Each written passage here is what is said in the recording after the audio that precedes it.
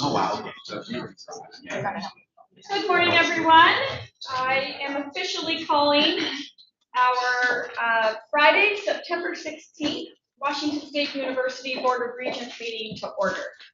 So welcome, everybody. Thank you for joining us on a beautiful day in Pullman, Washington. There really is no better place than Pullman in the fall, and I know we're a couple of days away from the official start of fall, but it's pretty spectacular. So a couple things that I just want to open up with, a couple housekeeping items, and then a chair report for myself. But we would like to take a moment at this time to acknowledge that the land of which WSU Pullman is located is the traditional homelands of the Nez Perce tribe and the Palouse people. And we would like to take the opportunity to thank the original caretaker of this land. In addition to that, I'm just really thrilled to say yesterday began the first day of the National Hispanic Heritage Month. That starts on September 15th and it ends on October 15th. National Hispanic Heritage Month celebrates the histories, cultures, and contributions of American citizens whose ancestors came from Spain, Mexico, the Caribbean, Central, and South America. Almost cool. Yeah.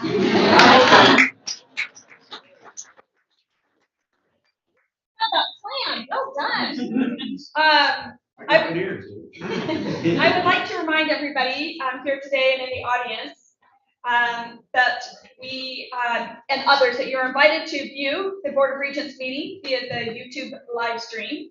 A link to the live stream is available on the Board of Regents website.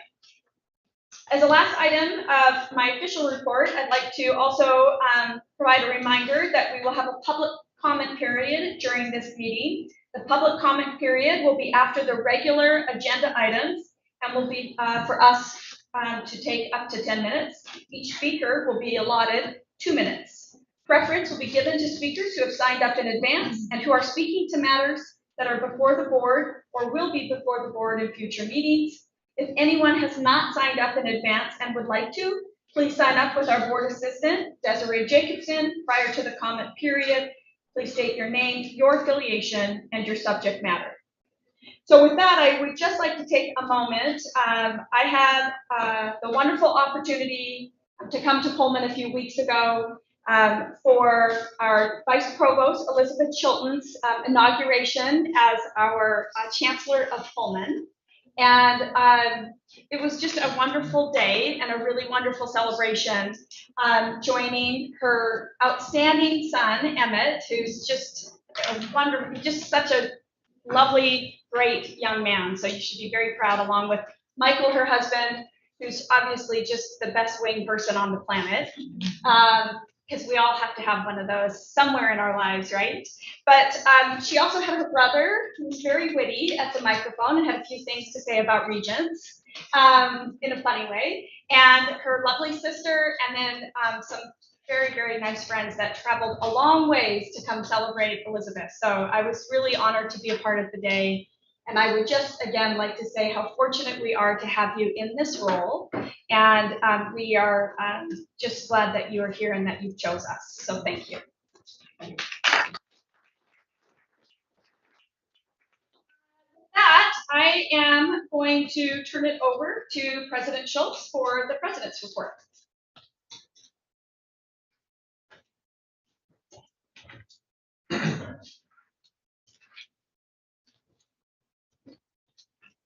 Well, good morning, everybody, and welcome to the sort of official second day of our September Regents meeting.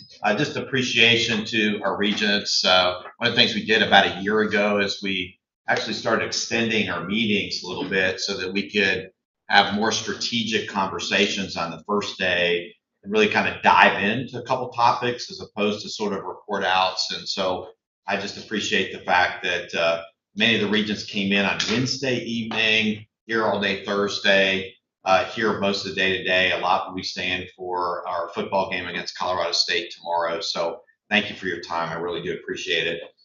You've heard a lot of great stuff that's going on. So let me just kind of hit some highlights that I think are really important. The first, and you'll have a chance to meet her later today, is we really thrilled to welcome Mariah Mackey as the Associate Vice President for Advancement and Executive Director of the WSU Alumni Association. Mariah was in the Palouse for a number of years, worked at WSU, and spent about 10 years at the University of Arizona, working with their foundation and alumni association, and we were able to attract her to come back to the Palouse and serve as the first permanent female director of the Alumni Association at WSU. So I know you'll have a chance to meet her, and we're just thrilled about her energy, her vision, and taking our Alumni Association to do even more great things than we currently do. So it's always nice to welcome new colleagues to the leadership team. We're really pleased to have Mariah with us. This was really a fun start to the fall semester, and you've seen chancellors and you got a lot of our leadership around here. And it just felt different to me than it has, except for the first year prior to the pandemic, 2019. I felt the energy of our students was really contagious. I had the opportunity here to spend during that first week some time on the Tri-Cities campus when they had their student fair with all the different organizations out there. So Chancellor Haynes and myself had a chance to go out, meet faculty and staff and students, and just the energy level I feel on all of our campuses feels good. And it just didn't feel that same way during the last 2 years when we were really dealing with a lot of pandemic issues. So lots of smiles, lots of people in a really good spot. And I think it's been fun to really start this semester. Not that other semesters haven't been fun, but this one sort of felt like we had a little bit renewed energy across the campuses. We've had a couple other really significant things. This week, we had a conference that was on the Pullman campus called DARPA Forward. And what it is DARPA, the Defense Advanced Projects Agency. I used to know exactly. Yeah, thank you, Laura. They decided that they needed to do some regional events around the country, and they picked 6 places to do a regional event. And Pullman was one of those 6. The next one they're doing is in Columbus, Ohio. And Stephanie Tompkins, who is the head of DARPA, specifically talked about that they needed to bring more talent into doing and working on DARPA projects, and that a lot of the work is done by MIT, Stanford, places like that. And they just said, we want more universities to be involved in DARPA. When they announced the locations, I had 5 or 6 presidents from other major institutions go, how in the world did you get one of those? So Chris King, Colleen Kerr, that group did a great job of really making sure that they were coming. And guess what? We got to showcase a lot of the exceptional research work we're doing across the system to a really focused audience. So this was researchers from WSU, DARPA personnel, as well as a lot of our partners. The Boeing company was there, SEL, Pacific Northwest National Lab, all there together. When we talk about wanting to have a national profile, these are the kinds of things that you do that make sure that your university, our university, has a national profile. So it was really fun to host the event. The Cougar Cage proposal is we have a group of alumni that pools some funds, and it's a Shark Tank type of presentation format. What happens is we start typically with 40 or 50 proposals. Those are winnowed down to about a dozen.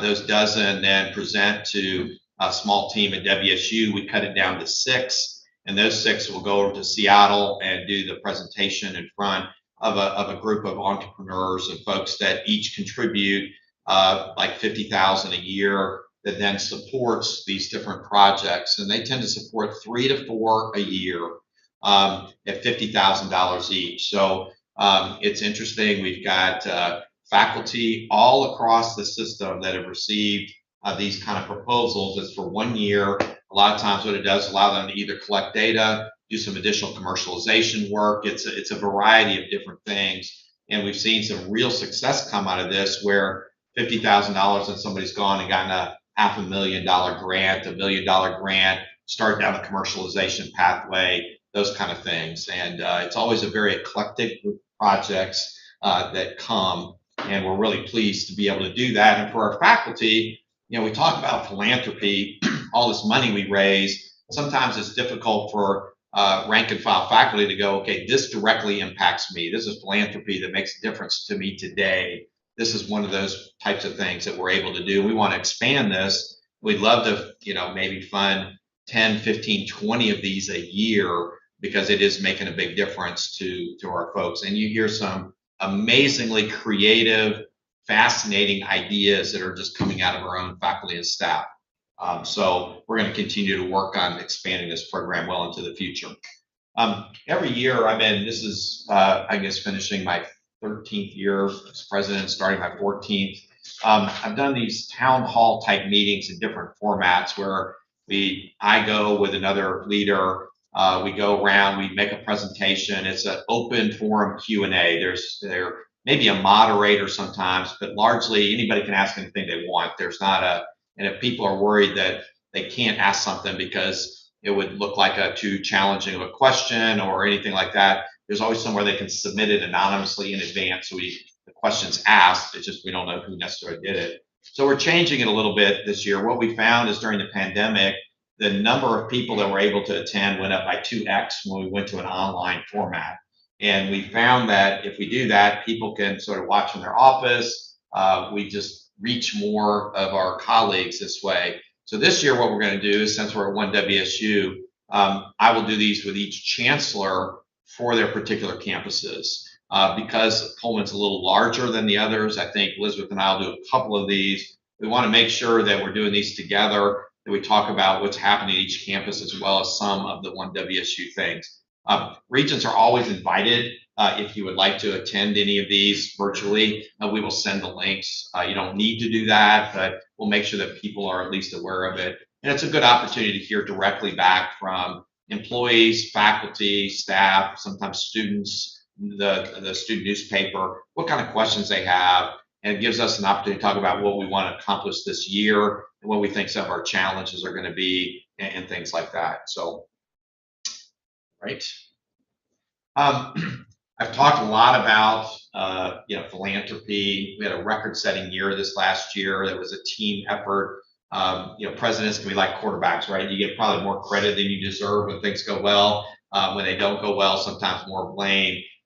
If we talk about a lot of the funding work that we do, our deans, our chancellors, our fundraisers and intercollegiate athletics and everywhere, they do a lot of the hard work on this to make it go and build those relationships. So some of the new facilities that we've got coming here, you all hopefully today formally approved the name for the Schweitzer Engineering Hall. You can see that's an artist rendition, but I think for WSU, this represents a new way of doing things. Going to the legislature saying, we've raised 50% of the money in private funds. We'd like you all to match that to allow us to do a new facility is really important. The other one that's shown here is our WSU Vancouver new science building with a greenhouse shown there. And we also have, we're also doing philanthropic work to make sure that we give ourselves the opportunity to build the facility we need, not go, well, this is the money we got, so we'll build to that. So we've got lots of things that we're doing in terms of naming spaces and things like this. And I know Mel and his team would be happy to talk to anybody that's interested in learning more about those opportunities to name a space at Vancouver.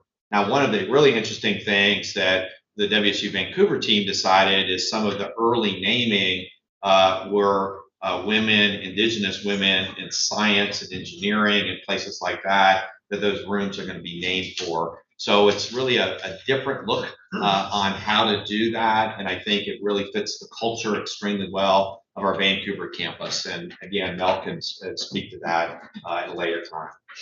So WSU Athletics, we've really started this year in a really outstanding fashion. Our volleyball teams won 8 of their last 9 matches. Soccer won last night 6-0 against one loss, and the one loss was a game we should have won at Pat's favorite Big Ten school, University of Michigan. He's an Ohio State guy, so he knows why I'm saying that. But and then football, yeah, I know it will be. Yeah, that's what did Kirk say at the Regents. In football, everybody last weekend just being in Madison, Wisconsin, seeing how we did, 4 million viewers, 4th highest game last weekend.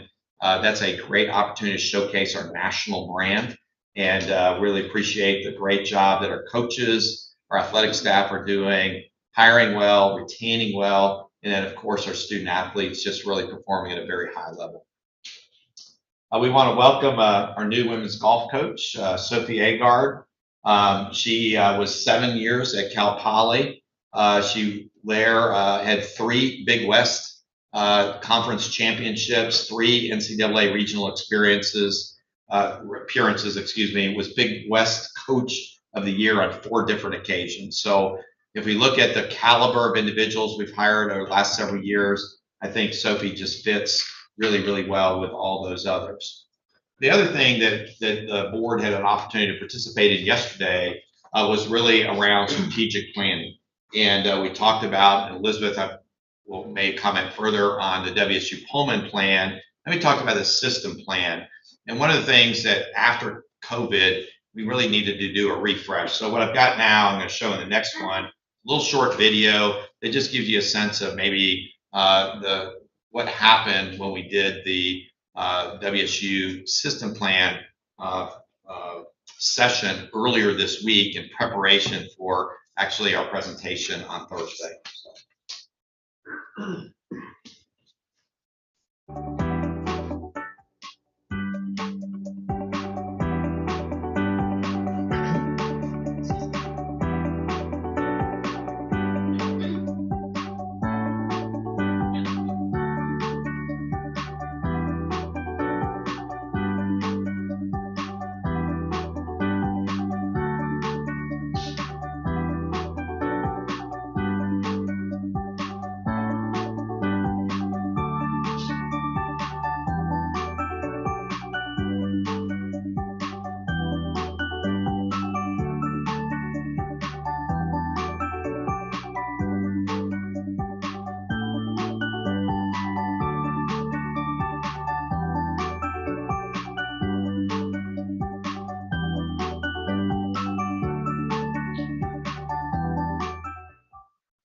So it's really dynamic 4-hour session. Want to show that just to give some sense. We're going to try and incorporate a little more video type work and Regents meetings and things like that. But I appreciate our team in the President's office working to put that together. So last slide. Happy to answer any questions, but it's a great start to the fall semester. Lots of positive momentum. We know we got some work to do around enrollment and things like that, but I think we got a good plan moving ahead for how we want to address those challenges. And our donors continue to step up for academic facilities, athletic projects, scholarships, endowed professorships in a really major way, and a lot of things that we need to do really are resource constrained, and this is just another great income stream coming in that allows us to meet our strategic goals. So that. Questions for President Schultz? Great, thank you for the presentation. Is Kylie here? No, anyway, she did the video. So yeah, she was editing it yesterday, shot that actually this week and put it all together. Kylie's like the person that wears so many hats. She does a nice job. Thank you. Last time I saw her was her trying to move those diplomas as fast as she could. That's right. That's right. That's other duties as a sign. Yeah, there you go. Yeah. Okay, thank you so much. Appreciate that. I have one piece of housekeeping that I forgot to just share with the Board of Regents in my opening statement. You have your annual conflict of interest statements at your spaces there. If you could please make sure you sign those before you leave, and Des will take them. Thank you. All right, I'm now going to invite our Chancellor of WSU Pullman, Elizabeth Chilton.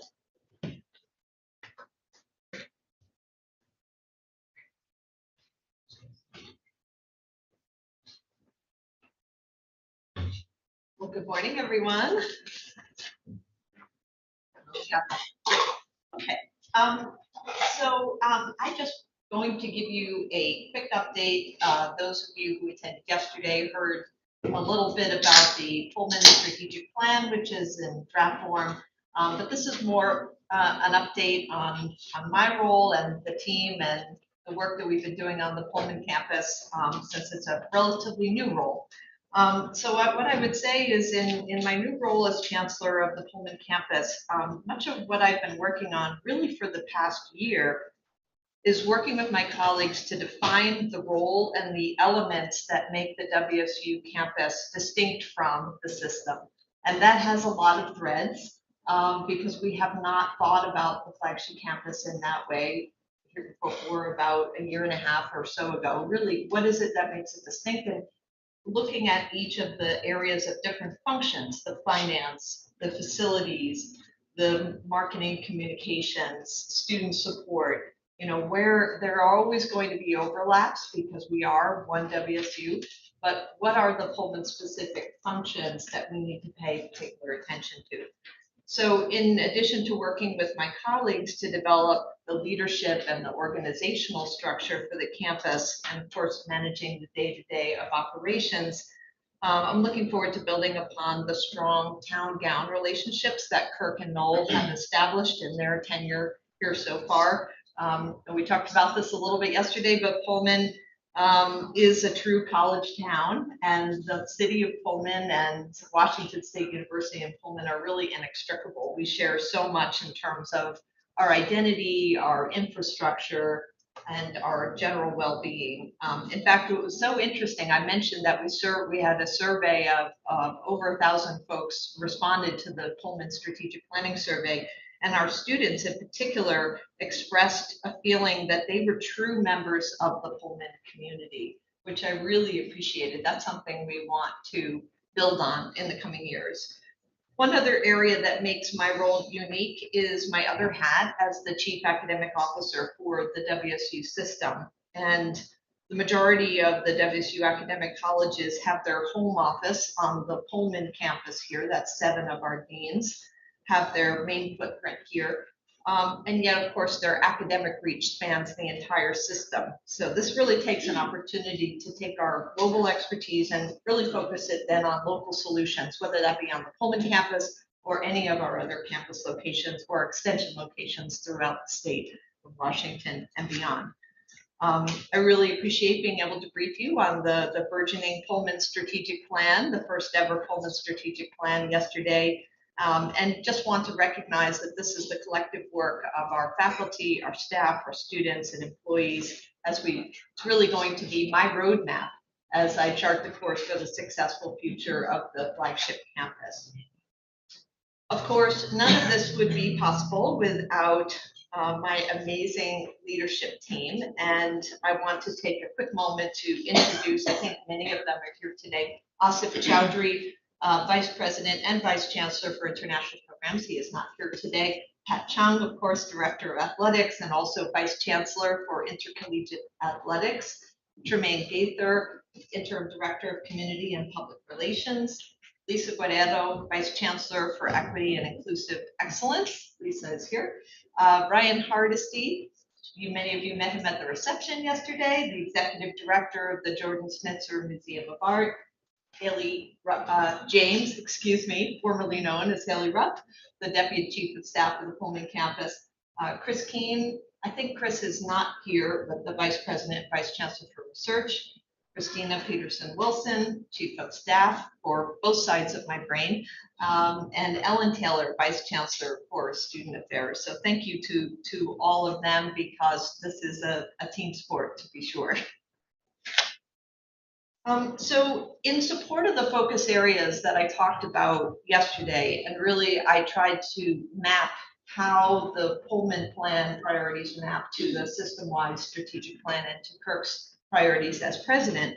But there are really 3, when people ask me the so-called elevator speech, what are your top priorities? In fact, at the game last week at Madison, one of our alumni and strong supporters down on the sidelines as we're in the 4th quarter and I'm down there on the sidelines. He's like, so what are your priorities as the new chancellor of Pullman? I'm like, can I please watch the game? But when people ask me, what are your sort of personal passions, priorities, or the opportunities that are specific to the Pullman campus? These are the ones that I mentioned. And these are all tied directly into the Pullman strategic plan, but I just wanted to highlight them here. And I should say these are not in order of priority because they're really also connected to one another. You can't really pull these 3 things apart in my mind. So first of all, elevating the arts. WSU Pullman has a really unique opportunity to become the gold standard for rural community arts. On our campus, we have the only university art museum in Eastern Washington. And we have a group of leaders, many of whom you met at the reception, if you were at the reception last night, who are really committed to highlighting the role of the arts in a cross-disciplinary manner to really build on community, both for building a sense of belonging for people on the campus, but it is a direct avenue to tie our campus to the development of the city of Pullman and Whitman County and beyond. The arts are needed now more than ever, I would argue, as a way to express ourselves, provide modes of introspection, and really allow us to connect to one another. And so this is really, we've just started a new arts initiative. I'm just starting to talk to the leaders that you met yesterday on what this looks like. There's already an amazing amount of work going on in our School of Music, our Fine Arts Department, in the Art Museum, in the city itself. Many of you may know the Gladish Community Center is doing a major fundraising for developing a performing arts center with proper acoustics and excellent accessibility, and we're talking about how we can partner with them to create those spaces in the city of Pullman as well. So next up, promoting inclusion, diversity, equity, and access. Obviously, we talked about this yesterday. It's really core to everything that we do at WSU. And in addition to infusing DEI into every focus area of the strategic plan, I'm really thrilled to have Vice Chancellor Lisa Guerrero leading equity initiatives for the Pullman campus and also working with colleagues across the system on leading equity and moving forward with some of the recommendations that were put forward by the Equity Task Force that was led by Mel Netzhammer and Zoe Heidel-Strong last year. And then finally, student success. It's why we are all here. And over the past year, colleagues in student affairs and the provost office have been creating an inventory of all of the amazing things we do across the Pullman campus in support of student success. I took my first tour last semester of the various student success initiatives and spaces that we have. This connects to that facilities discussion we had yesterday, where we have lots of nooks and crannies where we have student support services. And the list is really robust and diverse and really does represent that 360-degree support for our students. But we want to make sure that that experience is seamless and that we identify gaps in the service and clarify roles and responsibilities, and then also think about how we use our physical spaces to ensure that our students aren't feeling like, oh, that's not our office, you have to go way across the other side, even though to them logically that would seem like. So, when Kirk says, what's the big dream? I say the Susie Smith Student Success Center, and we house the majority of our student success programs in one place so that our students can literally have that kind of concierge experience. Oh, that's actually, I think Veterans Affairs would help you. Let me bring you across the hall and introduce you to the person who does that. That's the dream. That's easier said than done, but I do think there's a lot of folks who would be interested in moving this forward. In the next year, we're going to at least come up with a roadmap of the things that we want to do. I also wanted to mention that there are a few additional members of the Chancellor's Office. Starting on June 1st, the University Events team that was formerly in Marketing Communications joined the Chancellor's Office. And in addition to leading all of the signature events for the Pullman campus, such as Convocation, Commencement, and Showcase Week, they're also leading all of the events at the Chancellor's residence. So some of you met these folks yesterday. Sarah McAfee is our Director of Events and has been at WSU for about 4 years, supporting university events. Jason Abrams is our Assistant Director of Events, and in addition to supporting Sarah on the signature events, he also is the lead for events and operations at the Chancellor's residence. And Devin Collado is our student lead, serves as the coordinator for our marvelous student events team. And Devin is in her junior year at WSU pursuing a degree in chemical engineering, but we won't hold that against her. We're also in the process of hiring two events coordinators to fill vacant positions on the team. We're a little low staffed right now, and we're just starting to get those events going again in full swing. And then for a bit of show and tell, I wanted to share with you the first ever WSU Pullman electronic newsletter. A huge thank you to Phil Weiler and his team for their ongoing support for this. The newsletter, it focuses on news, announcements, and events that are specific to the Pullman campus and is released on a weekly basis. We just got this started. I think we've got three so far. And the goal is to allow us to focus the insider, the WSU insider that I'm sure all of you receive, on news that is really system-wide, and then have an internal newsletter for news that is related specifically to the Pullman campus. And if you receive this, or if you have heard any feedback, we would love to receive feedback. In fact, we added at the bottom of the newsletter, please send feedback. So thank you, Phil, to you and your team for helping us get this launched. And that is my update, and I'm very happy to take any questions or comments. Questions, comments for our newest chancellor of Pullman? Just had one quick question. So how is the city of Pullman doing generally sort of coming out of COVID? You know, that's a good question. I think what I have experienced is a real eagerness to work together. You know, I think in part with the creation of my role, at first people were trying to figure out what that meant exactly. And some thought that that meant there would be less support. And I think what they've seen is that we've really leaned into the space, again, building on what Kirk and Noel have done, and they still are strong supporters of the city. And what they saw was sort of an additive. And so I took part in the Lentil Fest, and I took part in the Walk of Fame. And I personally met, you know, obviously the mayor and his leadership team. I invited them to be part of the inauguration, the city administration, Chamber of Commerce, etc. We also have finally worked out details on the initiative that Kirk started, which is the Downtown Pullman Association. The city and the university have partnered to hire a new executive director. She came to the Idaho game. And I think those roots that Kirk and Noel put down have been really critical during the pandemic, and coming out of it, I have just experienced a sense of partnership in moving forward. They're eager to know, you know, enrollment issues, you know, both how is it going, and do you plan to grow? You know, are you going to grow beyond what you were in 2019? Because if we are going to do that, of course, we would love to. What that number is exactly is a good question, but you know, once you get to about 25,000 students on any campus, in my experience, the climate of the university changes. It's like it's a really exponential change. It's kind of, I don't know, Kirk, if this is your experience too, but to me, 25 is a magic number of enrollment that once you go beyond that, you become a city unto yourself, right?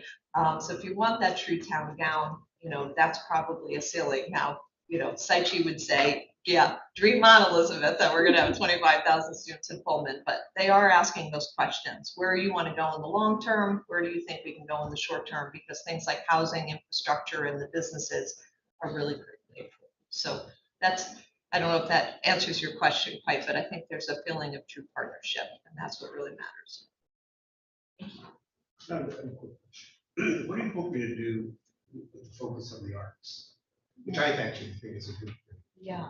Well, one of the things that I've asked, so we have the chair of the Fine Arts Department, Sweet Meisel, who you might have met last night, Ryan Hardesty is director of the Art Museum, Carrie, who you might have met last night, McCarthy, she is the new director of the School of Music. And they already have lots of collaborations across those spaces and in the city of Pullman.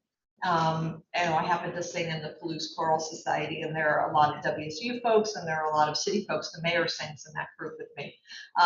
And so, can we think about what do we want to do in terms of elevating and maybe formalizing the collaborations, even through a calendar? So one of the things we talked about was having shared calendars, because I've actually been invited on occasion to two things that were at the same time, right? And so can we think about having a suite and even an arts calendar so that folks from the community and on campus who are interested in the arts can see it all in one space? And that will then help us think about ways to collaborate across some of these.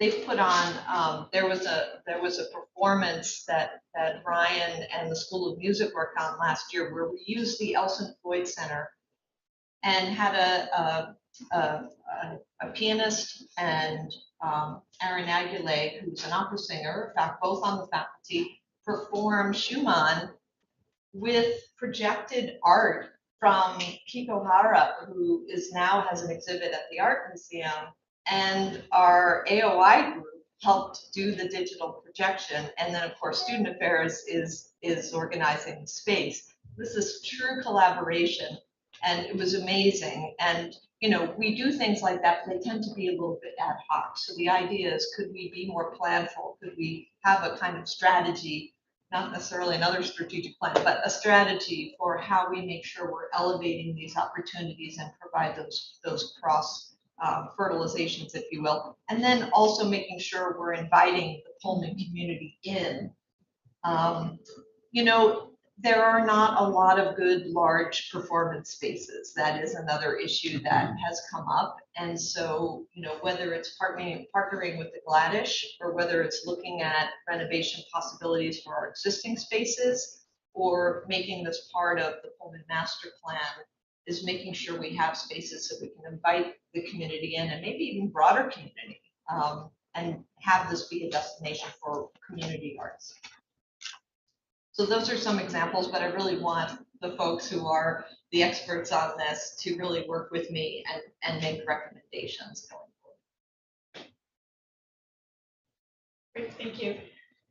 Kirk, just a quick question. It appears she has a little bit something up on you around talent. And are you part of a choral concert? Yeah. She's way above me on Really, talent. yes. So, yeah. Yeah, thank you very much. Thank you. Maybe you could sing fight song for us. Just like No. Not on YouTube. I was waiting for the alma mater. We can have bread chopsticks for you and see what you can help with. Okay, we are moving into kind of a special part of our agenda, which is to recognize our Regent Ron Sims.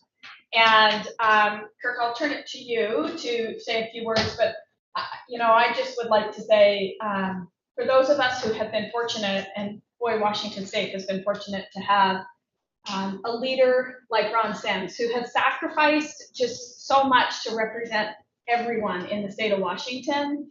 He's done that at a federal level, he's done it at the state level, he's done it worldwide. And what a just true treasure for WSU to have had a moment in time with Ron Sims and his leadership. So I'll turn it to you, and then we are going to do a commendation for Ron at this time.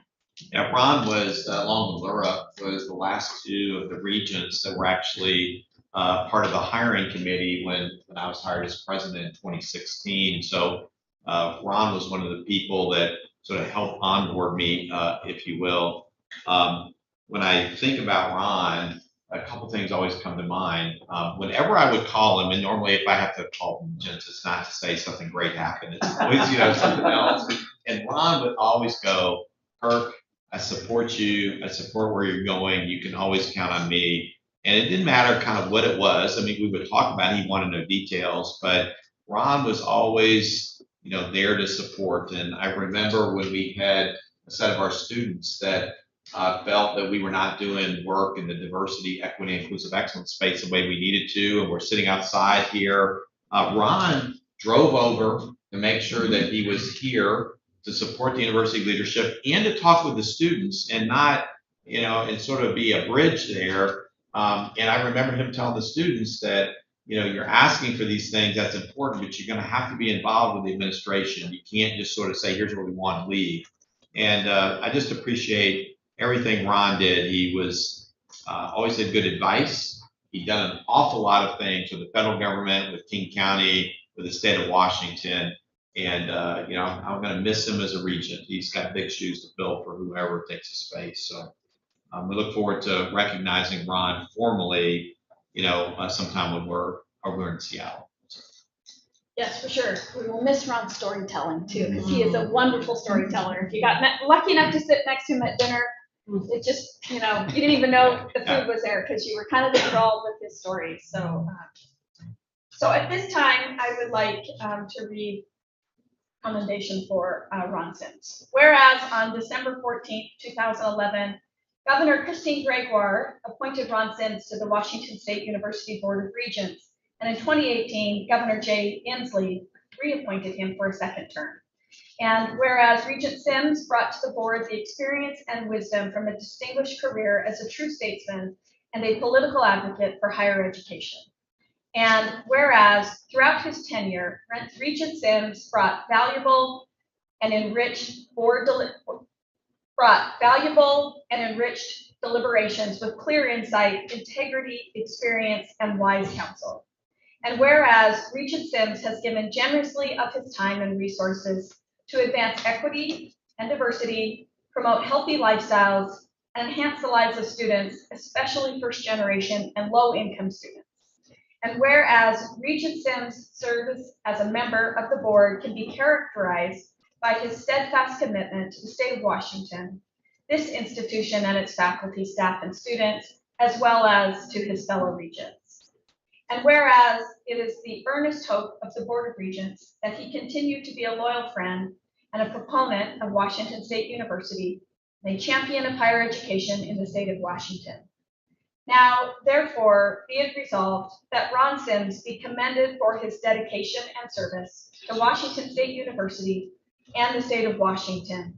And be it further resolved that the members of the Board of Regents of Washington State University, speaking on behalf of our entire Cougar Nation, acknowledge with deep gratitude and profound appreciation the contributions of Ron Sims to Washington State University, dated this 16th day of September 2022. At this time, I would like to see if I can call for a vote and ask for a vote on this resolution. So, I move we accept. Thank you. second. Thank you. All those in favor, please say aye. Aye. Any opposed? This resolution passes, and thank you for the honor to be able to have read this on behalf of the Board of Regents. So, thank you. All right, we will move now into our consent agenda. We have one item on our consent agenda before us today. We have one item on our consent agenda. Okay, that doesn't make sense. We have several items actually. So we have approval of our minutes from May, June 7th, June 22nd, July 26th, approval of minutes from August 18th. Is there anything that Regents would like to remove from the consent agenda at this time? Okay, I move to approve the consent agenda, and I'm looking for a second. Second. Thank you, Heather. Do we have any further discussion on this? Okay, all those in favor? Aye. Opposed? Thank you. Consent agenda passes. We are moving into our reports from our shared governance groups now. At this time, we have the great pleasure of getting to hear from several people today. We will be hearing from several of our shared governance leaders. And to start us off, we have Christine Horn, who is the chair of Faculty Senate. You're introducing the.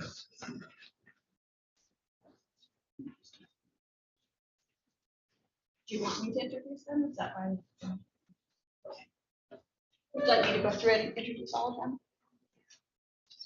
Okay. Are they here? Present today? Christine is. I see. Okay. Great. Okay, thank you. Apologize for that. This is a work in progress.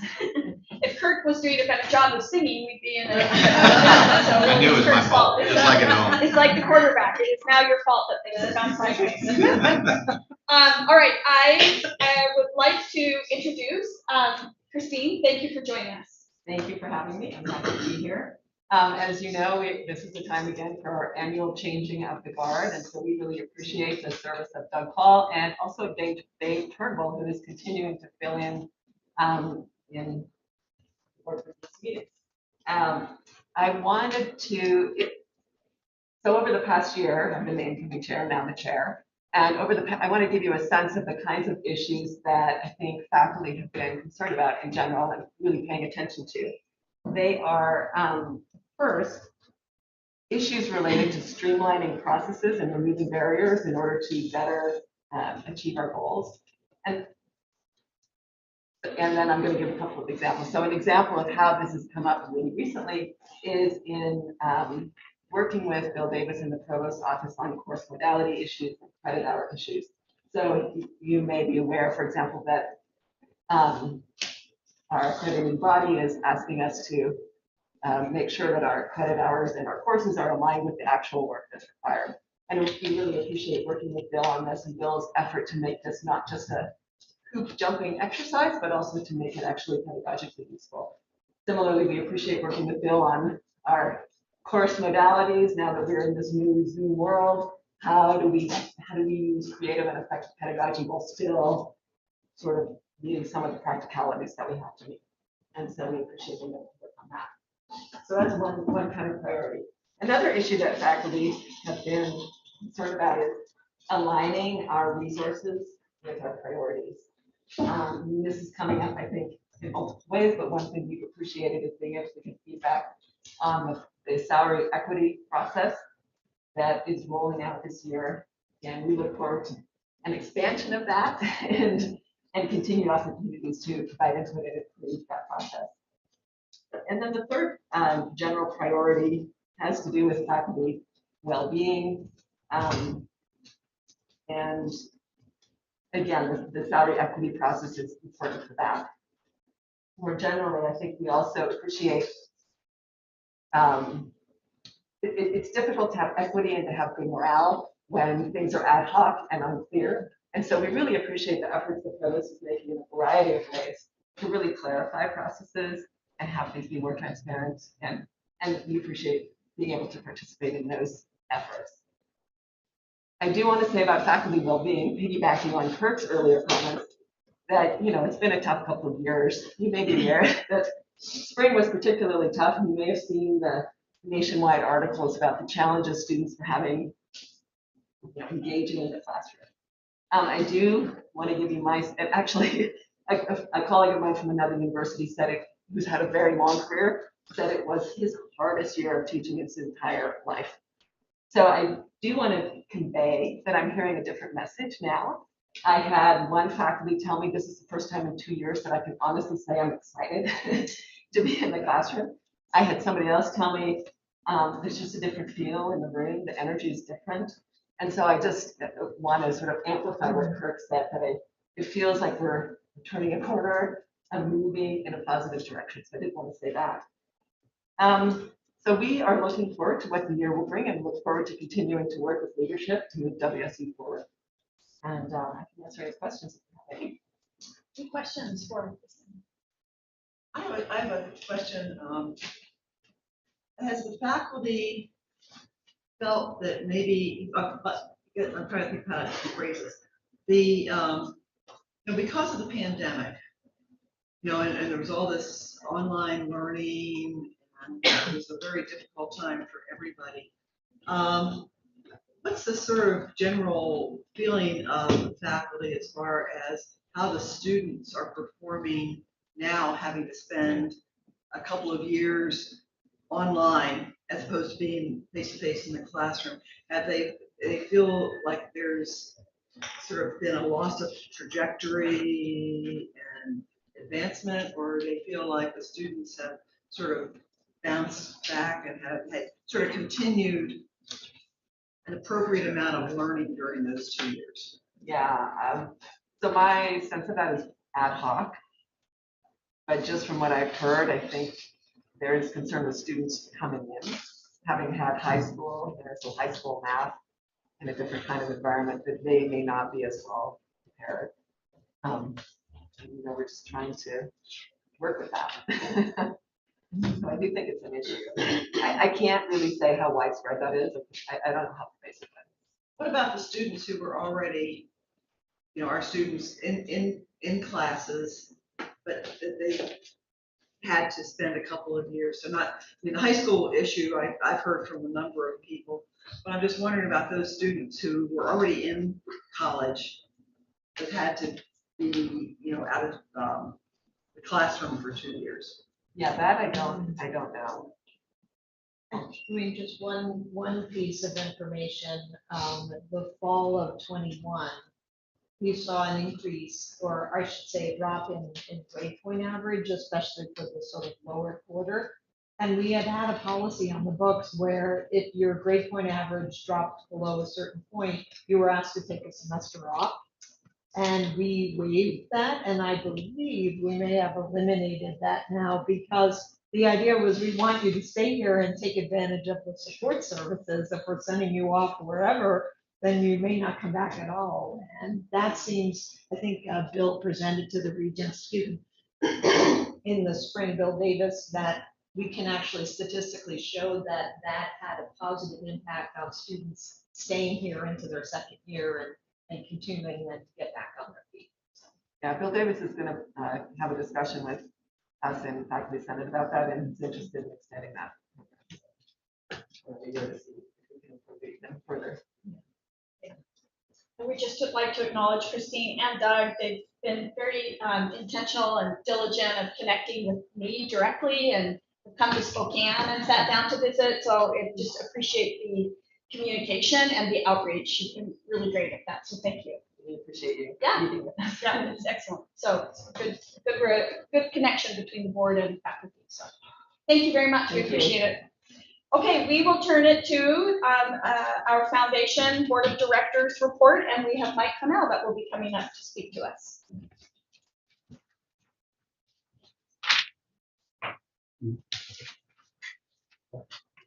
6 days in a row. Yeah, I gotta go back there. Just slept.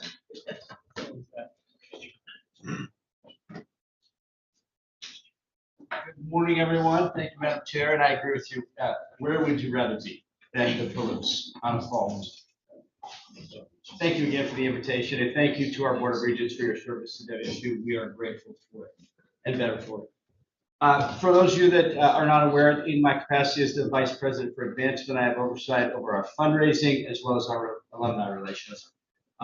Before I dive deeply into my comments, I'd like to recognize our board chair who is here today for the WSU Foundation, Lisa King.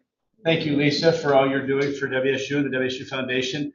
Appreciate your leadership. Lisa oversees, obviously, our board of directors. We have a separate volunteer group, the advocates that support our work as well. So we're incredibly grateful for your work as well as the work of all of our volunteers. Thank you.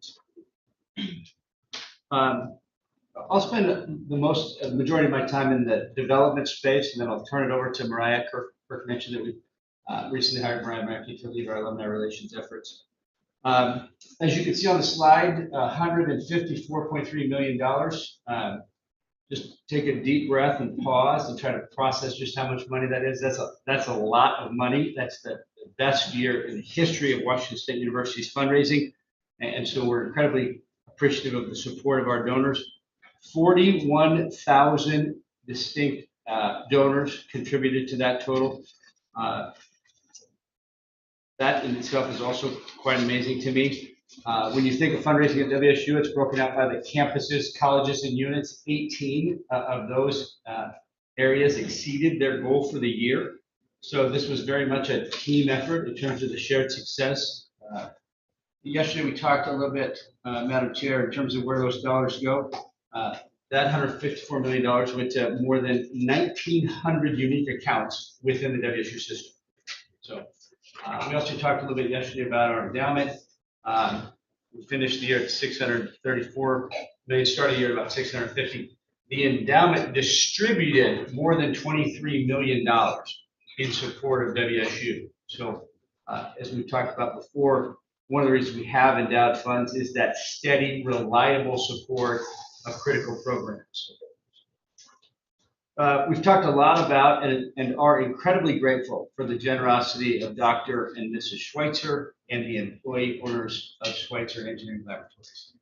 Their shared $20 million commitment really is the linchpin to last year's success beyond what I mentioned earlier in terms of the shared successes. That contribution, when viewed in its entirety, is among the largest commitments ever to Washington State University. It is the largest commitment ever to the Boyle College of Engineering, Engineering and Architecture. The portion from SEL, I believe, is the largest corporate commitment ever to Washington State University. The other piece I want to just spend a moment on is the teamwork that goes into a commitment like this. Kirk talked earlier about fundraising for facilities. We are spending more time in this space. WSU, with the exception of Arlington Cougar Athletics and the Lewis Alumni Center and the Spencer Museum of Art, haven't spent a lot of time in facilities fundraising. The Schweitzer Engineering Hall will be a combination of private dollars as well as public dollars. Kirk has talked as well about the legislative agenda that we have and the importance of that project. So when I look at fundraising for that project, it's really viewed through the lens of the entirety of the project and the teamwork that's gone into it. Kirk's leadership, Elizabeth's leadership, Mary Rizak and her team on the development side have done an amazing job. But you also pull in Alex Peach from corporate engagement, wonderful work with the Schweitzer team, and then working with Colleen and Chris in legislative affairs as we look at where we're headed for the spring and our legislative priorities, and then working with members of Stacy's team, Olivia Yang on the facilities side, Matt Skinner on the finance team. So when we look at these, how we're going to do fundraising for facilities moving forward, it's not, we look at one person and say, great job. This is great job, everybody working together, and we're going to see more and more of that moving forward. Speaking of looking forward, we're now, however many days into FY23. Our goal for this year for fundraising throughout the WSU system will be $145 million. For those of you that are tracking, of course, the slide says 154. Are we really going backward, Mike? Well, you don't go into a year necessarily anticipating a $20 million commitment. And so we do have some big proposals out there. We have some, I think, wonderful aspirations for private support, but we'll look toward the 145. And that's not a number where Kirk and I go have a cup of coffee or a different beverage after hours and just say, hey, what should we shoot for this year? This is Don Shear on my team sitting down with every leader of a campus, college, and unit and their development teams, talking about what they believe is achievable this year. And then you build that up and say, okay, where do we think we're going in terms of private support this year? And that's how we end up shooting for 145, which, while not quite as spectacular as the year we just finished, 145 would be a really, really good year. Elizabeth mentioned staffing earlier, and the folks from the Faculty Senate. Staffing is the thing where I look at the year and say, if there's one thing that may hold us back a little bit, it literally is recruitment and retention of really good advanced professionals. So I feel very good about this goal, but like many of you in your, excuse my language, day jobs, this idea of trying to figure out how you keep your good people and how you add to your teams is really front burner for us in the advancement space. We spent, there's a task force I put together last year, transitioning now to strategic planning. They have delivered an advancement strategic plan to me. We continue to do some refining on that, but I'm very pleased with their work. We're trying to build out a 10-year plan. It does align, I think, very well with the system strategic plan that Kirk and his team and others have talked about and are working on. So we've spent a considerable amount of time looking forward on our strategic planning space. A key element of that, and another area we spend a fair amount of time, is what is broadly referred to as DEI. Within advancement, it's DEIA. We've seen the A for access and then B for belonging. So the DEIAB task force, or actually it's a leadership council, has a direct report to me. Last year we had programming on a monthly basis. We brought in an outside facilitator for quarterly programming. I think we have grown in this space. We're working for, as we look at FY23, who our new facilitator will be. So I'm really pleased with the team's commitment to the broader DEI universe, in our case, DEIAB. So that's a quick snapshot through the advancement lens. Anytime you follow Kirk, you're over there crossing out remarks because he steals some of your content. You look, I gotta move this. So that's a good way of not batting lead off. But You're welcome. You're Highly supportive. I like it when the boss talks about our stuff. That's good. He mentioned Ryan again. I'm just so pleased that she has joined our team. When Tim and I chatted about his departure, I thought, holy cow, this is a really wonderful opportunity for us to bring in our next leader of the WSU Alumni Association to lead our alumni relations efforts. Mariah sits on my leadership team, and she brings everything I was looking for a candidate for this job. And we did a full national search. We brought in Isaacson Miller, but she's very committed to the collaboration between alumni relations and development. She has a very strong understanding of the importance of engagement of alums throughout the entire spectrum on their ongoing relationship and journey with WSU, some of which is philanthropic. And then clearly she's got a really good team, and they've got incredibly dedicated volunteers. So with that, I will turn it over to and welcome Mariah Mackey. I should take questions if there's any, as Mariah comes up. Any questions for me as we welcome you? Just a comment. It's been wonderful to me to watch you really hit your stride. Thank you. The reports you give, suddenly foundation reports are really fun to listen to, and the detail you give, I think I can speak for my colleagues. Thank you.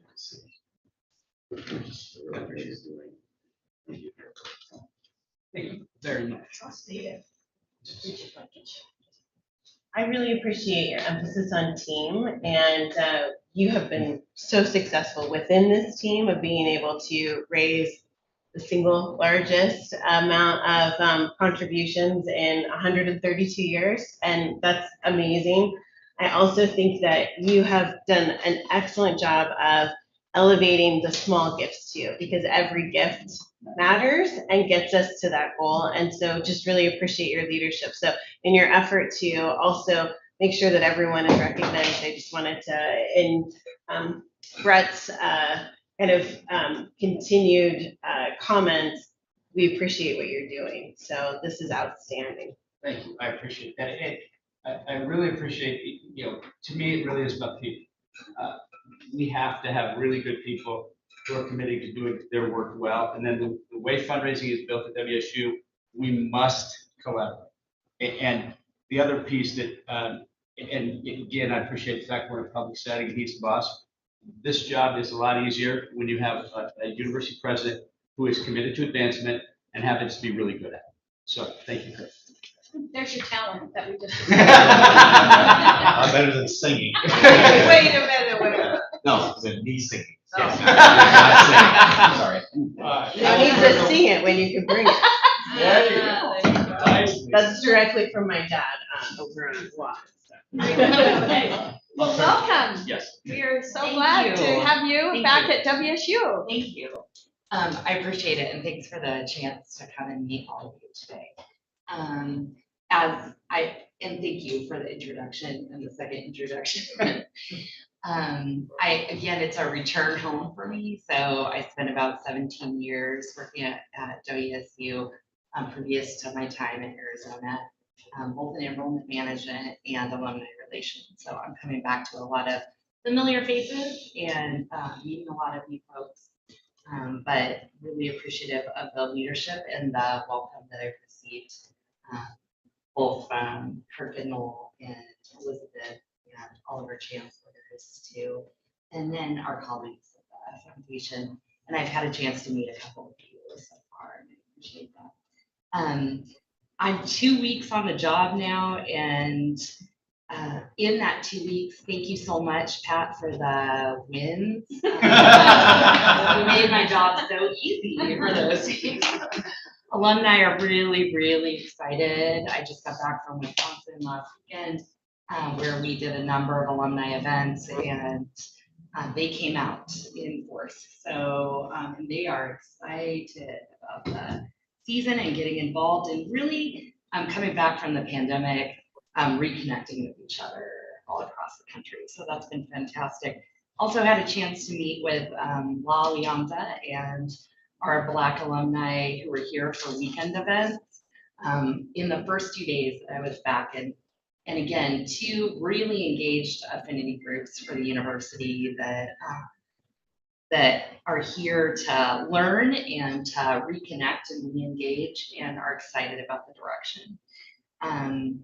Really looking forward this year to strengthening our relationship with our alumni across the country and collaborating on efforts with our advancement team and our teams at the entire WSU system. And then really looking at ways to amplify the university's successes. So I'll be spending a lot of my time really getting to know our colleagues across the system. And with that, I'm going to turn it over to our WSU Alumni Association Board President, Mark Schuster. All right. Hello, everybody. I apologize. I'm guessing my head is huge over Mike and Mariah's. It's like a bad scene from The Wizard of Oz or something. I don't know. Really appreciate the opportunity to speak to this group again. Thank you for that. And I think the last time we spoke in spring, I talked about One WSU, and again, with Mariah coming on board, we're just kicking that off and how we engage Cougs on every campus. So Mariah and Mike, as well as there'll be support from the executive board as well too. We'll be doing meets and greets at all WSU campuses, including a virtual one at the global campus. So we'd love to see everybody attend one of those if you can at one of the campuses. We absolutely appreciate the support we've been getting from the chancellors as we set these up and talk about these meetings. And really it's pretty cool because it's Mariah's first time to really reconnect, and that reconnect word is critical, as she said, with all different folks around all the campuses and different departments. And so it's going to be a really exciting time, but it's just kind of the start of what we're going to be doing. So this fall, again, Mariah's going to, and again, the support from the executive board and the staff and volunteers, be meeting with, the deans and different, continue meeting with the campuses and different people to talk about the future opportunities. So again, really excited about that and great to have Mariah on board. And again, personally, it was great to reconnect with her. I knew her in her previous role, and so it's great to reconnect with her in this new role as well too. Always got to talk about football this time of year. And again, as the Alumni Association, we have our great pregame parties, and it sounds like, Pat may be in the room, and I don't want to promise that, we beat Wisconsin because of the great pregame tailgate party, but the 600 people we had at this sold out event, we like to think it had something to do with it. Coach Dickert may have, and some of the big boys on the team may have some different ideas with that. But again, another great pregame event, tailgate at an away game. It sold out a couple days before the event. Over 600 Cougs engaged in that, having a great time, and that just led right in the stadium. And what a cool victory that was. We have 2 more of those coming. So we have November 5th at Stanford and November 19th at the University of Arizona. So if you're in one of those games, be sure to click into those and join a bunch of Cougs at one of those events. Now, if you can't make it to the game, the Alumni Association has these great watch parties all over the country. It literally goes from Alaska to Washington, D.C. and everything in between. So connect into those if you can't get to a Cougar game. And just a personal story, last weekend, I was in, it just happened a day or two before I ended up traveling down there. I went to Las Vegas to support a friend on an event he was doing on Sunday. And so it was just a last minute trip. And so as soon as my plane landed, I checked my phone, checking the score of the game. And I'm like, all right, this is a great game. And then it hit me. I don't want to watch this thing in my hotel room. And so right on Facebook, I got on there and looked up the WSU Alumni Association Las Vegas chapter, clicked into it. Their watch party was at a place called The Ridge. I told my Uber driver, hey, we're going to The Ridge. I'm not going to the hotel. And I walked in there, and all of a sudden I got to watch the game with a bunch of Cougs. It was amazing. I didn't know any of them. I walked in, all of a sudden I had a whole room of friends. And man, we had a great time watching that second half of that game and cheering it on and slapping high fives. And that's what those watch parties do, not only for the local community, but if you happen to be somewhere, click into one of those, because it's much better than high-fiving yourself as the Cougs put on an amazing victory. And again, it was amazing. I was with a group of friends, and I never met them before. And that's the beauty of these engagement type activities. So those are a couple things we do to engage Cougs, right? But I want to talk a little bit about our mission, because it's really at the core of everything we do. The Alumni Association, we really advance Washington State University by engaging a real diverse Cougar community. That's alumni, students, parents, friends, in meaningful ways to really inspire that lifelong relationship, that lifelong connection, which is all about a cultural philanthropy and giving back to really help WSU get to its aspirations. And so again, we're about engaging folks that creates those connections, lifelong deep connections that we all got at one point in our life, and we're about continuing those for your entire life. Then that we know that fosters that giving back culture of time, talent, treasures, all of that through those connections, and those relationships really help drive forward everything that WSU wants to do. So that's the exciting part. So whether we're engaging in online or in-person events, like we're doing reunions again this year, we're super happy about that, right?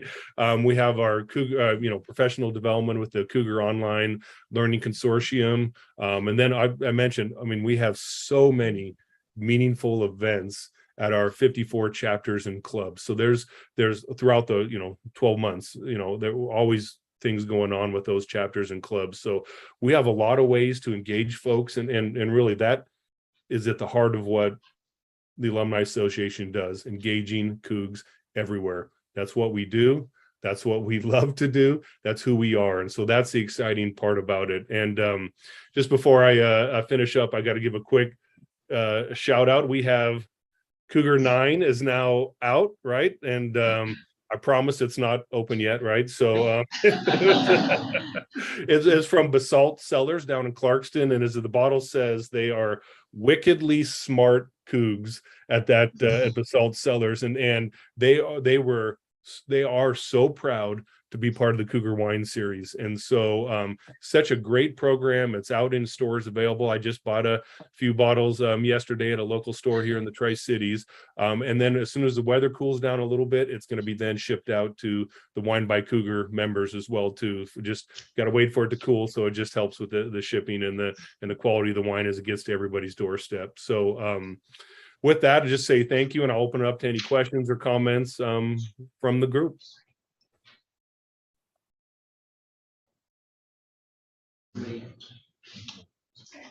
Yeah. Hi, thanks, Mark. This is Student Regent Chilton. I was talking with some past student government leaders and found out that student government and the Alumni Association used to have pretty close relationship, have regular meetings with each other, that sort of thing. I don't know if that's happened in recent years. I'm just wondering your reflections on, what do you see as maybe the relationship that could or should be between the Alumni Association and current student leaders?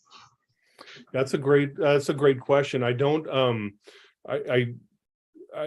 we don't have them. I just can't think of anything right now that we're doing with that, and I'm sure I'm probably missing something. And I know the staff engages with them, right? But from a board standpoint, I haven't had that opportunity. So I think that's a good point. That because again, it's the Alumni Association engages alumni and students. It's not just alumni. And so I think that that's a great follow-up, and I'll certainly do that, because again, it's as we gift through our sponsorship with BCU, we gift a 3-year membership to every graduate of WSU. And so we want to get them thinking about the Alumni Association before they ever leave the campus that they're on. And so I think that could be an opportunity. Probably will come out of we mentioned our listening tour that we're going to be doing at all the campuses. that might be an opportunity to figure out how we click into some of that as well too. And so we want people thinking about, hey, I'm going to be part of the Alumni Association even before I am technically an alumni. And but that would be a great way to engage in that. So thanks for that question. Thank you. Other comments or questions for anybody that we have up here? This Just amazing one team. comment, Madam Chair. I can attest to the watch party festivities. I was in Hawaii several years ago on Maui and stumbled down the street in Kihei to a restaurant to get some fish tacos. Walk down. Crawled. And lo and behold, watch party going on. It was a game day and it was a terrific amount of fun. But I think the theme of find your way back home is really cultivated by the work you do. And that fine work has not been unnoticed. So thank you to you and all your team. Thank you for that. That's awesome. Thank you. Great. Okay, well, again, a special thank you to Mark and to Lisa King, because WSU is only good as its volunteers. So those are big lifts to give your time to that. So thank you. Thank you, Mark. Thank you, Lisa. Thanks. And again, just a big welcome to Mariah. Okay.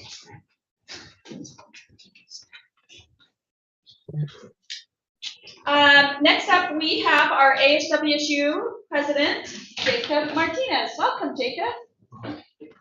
Is this your first time presenting to us? Oh, well, welcome. We're glad to have you. We're a tough audience.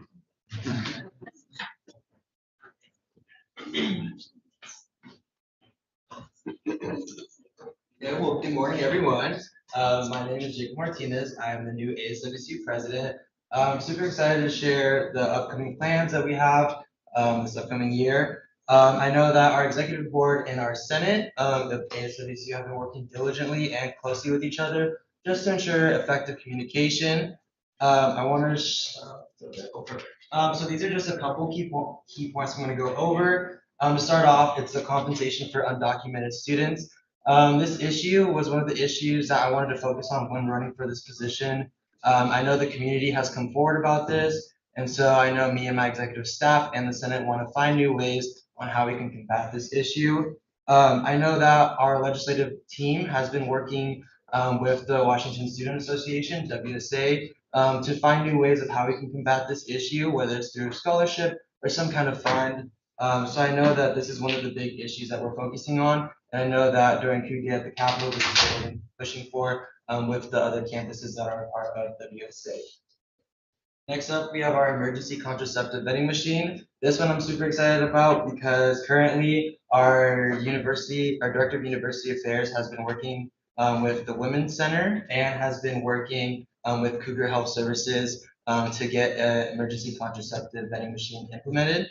Currently, we have good news that we did find a vending machine. We're hoping to get it put into place within the next 2 weeks or 3 weeks, hopefully. And then we will obviously have emergency contraceptives in there, Advil, water, just the necessities for students and for their safety. I know that we have also been working with Joel. I totally forgot his last name, but we've been working with Joel to get this created and going.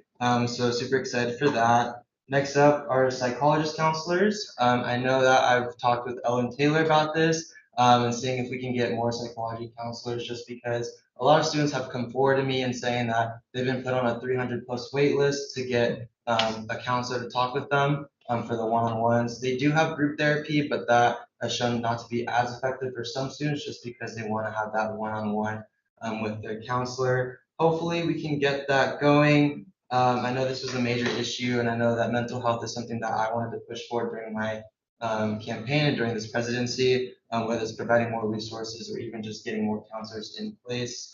And then lastly, student health. I don't know if y'all heard, but during the first week of school, I know a lot of students got COVID. I know some of my executive staff got COVID. I myself had COVID, unfortunately, but we're all better. We're doing great. We have been working with students and telling them to take any safety precautions as necessary. If you feel sick, don't go to class. I know some professors are super nice about it and will urge students to stay home and will provide other resources for them, which is great. That's pretty much the gist of everything. I know overall we've been working with all student organizations, just to be sure that we can bridge the divide and ensure that we are hearing, what they want us to advocate for. And I want to say that is all. So is there any questions? I have a question. Well, just, can I do one thing here? Could you just give us a quick little background on what you're studying here at WSU? And just, so we know just a little bit more about you, and then was that your question too, or? Actually, I was gonna ask Yeah, that. okay. But then I also have questions. Okay, cool. So currently I'm a senior. I'm double majoring in advertising and broadcast production. This is my 4th year with ASWSU. So my first year was freshman delegate, and since then I've been working my way up to this point. So it's been amazing. Yeah. Where are you from? I'm from Huntington Beach, California. So out of state. Why did you choose WSU? I think WSU just felt like home to me when I came on the campus. Like I knew this was going to be the place. I know that I met with the Murrow advisors at the time when I came on campus. They were super welcoming. I knew it was a great department for me going into this major, so it was a great fit. Question I had is, could you elaborate more on the compensation for the undocumented students? What is that? How did that come? Yeah. An issue? So I've been working with a lot of registered student organizations, we call them RSOs here, and the multicultural committees. A lot of them have come forward to us saying that they want to be compensated for all their hard work. They do work really hard. I've seen all the amazing events they've put on and everything. And so I know that, I believe last year on the legislative agenda, for WSA pushing during lobbying was the compensation for undocumented students. I don't believe that passed, so we're putting it back on this year. And we're gonna work with, WC and the other campuses to see what we can do, whether it be some kind of scholarship we can provide for these student leaders, or whether it just be some kind of fund that we can take, and provide and distribute evenly out to the student leaders that run these RSOs. So are there undocumented students who are involved in putting on events? Yeah, there are all of our, student leaders, so like the Crimson Group run, those 2 chairs of them, whether they're documented, I know that they want to be compensated for it. I think it should be, just because they put in all the hours. Especially for the, multicultural students who do mentor, their mentees and help provide more resources for them. So I know we want to make sure that they're being seen and being heard. Are they DACA students or under DACA or what? Some are under DACA and some are not. So it varies, on the student leaders in the positions, and it also depends on the committees that are part of it. I have a question. Yeah. On the mental health services resources, we toured that facility yesterday and we talked specifically about staff. They talked to us about how they are at a good level of staffing now. So I'm wondering, the issue that you were experiencing was an issue from last term, and if you just want to make sure it's addressed now, or if that's a current issue that you're experiencing. I just want to get at the timing of the issue. This was happening, I know last year, all of last year, so obviously probably this term now, it's probably been resolved. The students just want transparency here, and so that's what myself and Kiana and our whole ASWC really want to provide is transparency. But obviously if board psychologists are being admitted, that's perfect. Yeah, I know staffing is a challenge in this field in general. They've worked really hard on it, so that's just something you should look at it, and you should ask them about too as follow-up. Thank you for focusing on that. It's very important. So, I'm not sure exactly where to thank you for your feedback. And to the elements that you mentioned, I'm interested in some follow-ups. I'm not sure maybe if this is appropriate for our new chancellor, but one would be kind of the plan for the undocumented students and the compensation, and then the other for the mental health. So certainly having that tour was so fantastic yesterday, and hearing how we're meeting student needs and the importance of mental health. And obviously there's a wait list, but understanding, are we improving in that area, to Regent Redmond's point, and what other support may be needed. So I don't know if you want to respond, or if we can spend some time kind of talking a little bit more about that, or Ellen, can we bring do you Ellen? feel comfortable talking about this a little bit with Joel's new role? And I would. Do you want me to come up there? Yes, or- please. Yes.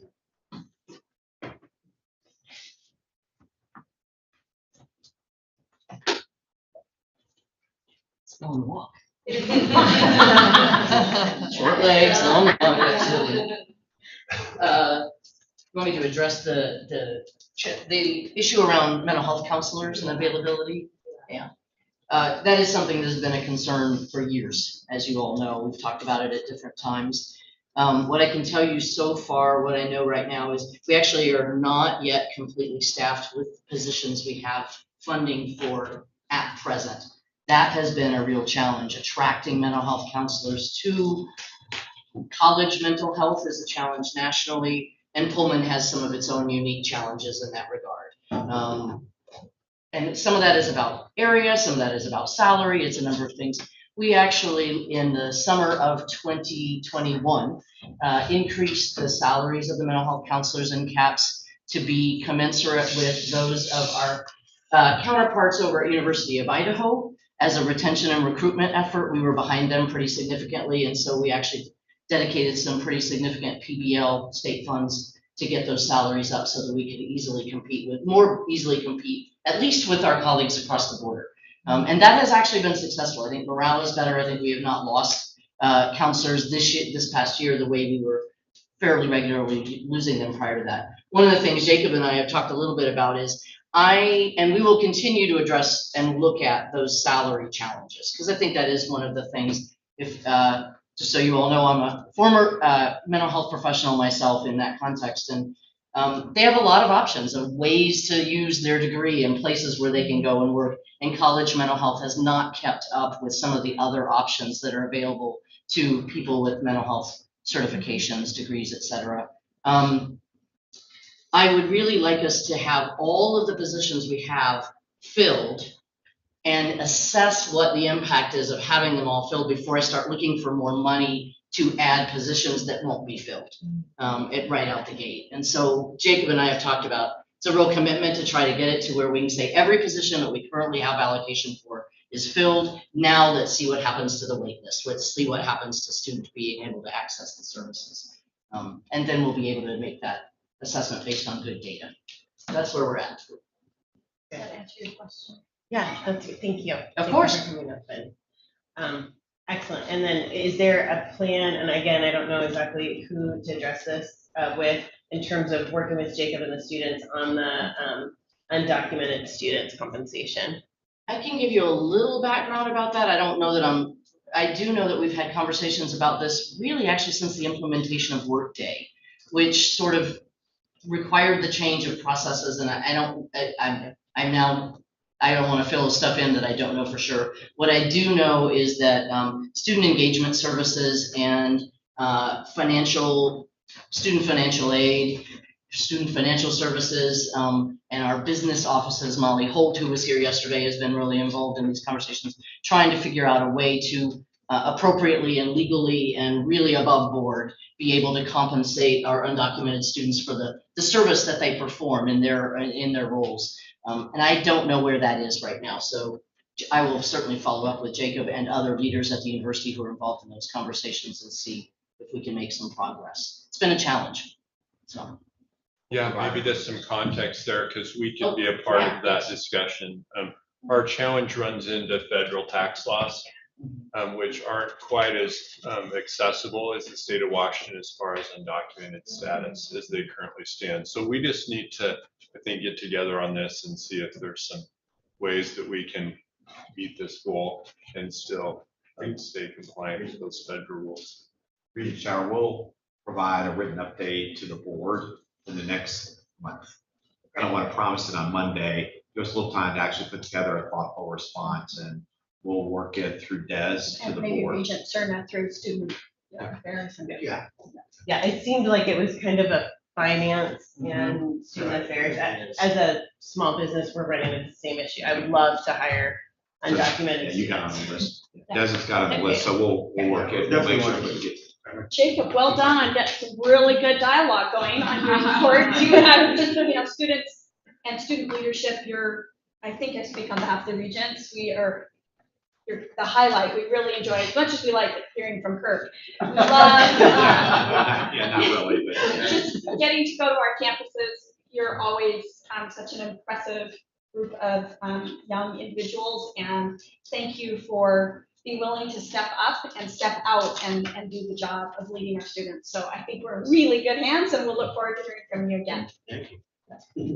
Okay. Oh, and you have one of the best sitting at the table from the Edward R. Murrow School of Communications there, Regent Serna. Member of the Hall of Fame. Member of the Hall of Fame, that's right.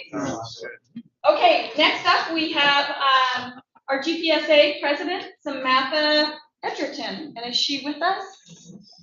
Oh, there you are. Hi. Welcome.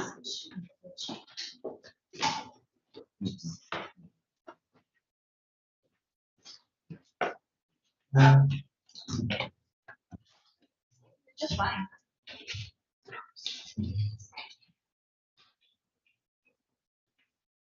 Thank you, everybody, for inviting me to speak on behalf of the Graduate and Professional Student Association this morning. I see some of your faces, however, my corgi decided to abscond with my glasses this morning, so some of you are a little bit blurry, but that makes me a little bit less nervous. So thank you, Nora. She's we call her Nora. We love Nora. Yeah. Yeah. Yeah, I can see you close enough. So I just wanted to start off with some basic numbers about GPSA, as well as some of our university-wide initiatives, what I call grassroots movements that we've got going this year, and then end up with what's up here is basically our legislative agenda. So just to start off with, GPSA welcomed 40 new senators this year. The miraculous part, after the last 2 years of COVID and tapering off student involvement among graduate and professional students, we actually had a full executive board to start the year. So that's absolutely outstanding. And we still, though, have 20 vacancies in the Senate. So part of our initiative, at least to begin the year, is to start getting out in person more often, because that tends to be a little bit of a sticking point for graduate students, because graduate students are stuck in the lab and it's hard to find time to, the lab or archives in my case, but find a hard time to, they find a hard time to go ahead and participate in these extracurriculars. So we feel it's our job as GPSA to take the programs to them. So this is a huge year that we view as a rebranding effort. Who is GPSA, and how do we advocate on behalf of graduate and professional students? Another thing that, actually, I'm going to finish this part. As part of our recruitment drive, we're participating in more in-person activities, such as the Get Involved Fair on the Pullman campus, where we actually walked away with 15 individuals interested in joining GPSA. So at our next Senate meeting on September 26th, we are imagining that we are going to have anywhere upwards of 5 to 10 of those 20 positions filled already. So we're really excited about having that. Another thing I wanted to point out about our executive board is composed of 80% of international students. So we are trying to look at more programming, more sponsorships, things like that, that focus on the international student experience here in Pullman, as well as at WSU.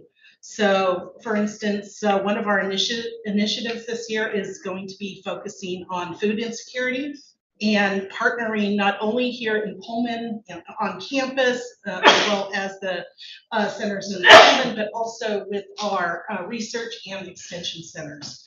So we are encompassing the entire WSU system and focusing on also culturally aware food subsidies or food supplies that normally when you go to a food pantry you might not have. Like, for instance, last year I did a gift bags at the end of the year to our research and extension centers with food packages to get through finals and so forth. But I had somebody come to me and say, what would be really nice though is if we focus on some food things like rice, even, or beans, things that are culturally acknowledging the needs that graduate students have, especially when you're working with, not a lot of money. So those are, again, I'm circling around and talking about a lot of the details, but I just want to emphasize the point that we're really trying to make ourselves present to highlight the international student experience as well as everyone within the Graduate and Professional Student Association. I also want to point out a huge success with our vice president, who is sitting in the back of the audience over there. I can see a blur. And but Marwa Ali is an international student as well as a mother. And last year she identified basically an unsung need among the graduate students that had previously not really been addressed, and that's childcare. So with COVID, the WSU Child Care Center had to ixnay with their evening childcare program that will be starting again this year, which we are a huge sponsor for that program. But Marwa focused on what people need during the day. So evening childcare is great, don't get me wrong, but we have people who do the majority of their work during the day. For instance, this summer, she partnered with the YMCA of the Palouse. We provided, I believe it was over 20 families with subsidized daycare for the summer. That's a huge need, especially when a lot of students cannot work during the summer. So having this, being able to work on your research and knowing that your children are well cared for is a huge need and it's extremely popular. So to add on to that, what we did was Marwa this year combined again with the YWC of the Palouse or YMCA, sorry, I'm getting my volunteer stuff mixed up, but YMCA of the Palouse to offer after school care. And that, when we opened that up, it essentially all the spots we had had money assigned to, it filled up within 3 hours. So there were still people waiting. So these are some of the important initiatives that we are undertaking for graduate students. We're also, Marwa's in charge along with her committee. Marwa, would you mind joining us up at the head of the table here? You've done a wonderful job. Do you mind her joining with you? Just in case we have questions too. We love having folks here, so yeah. Thank you so much.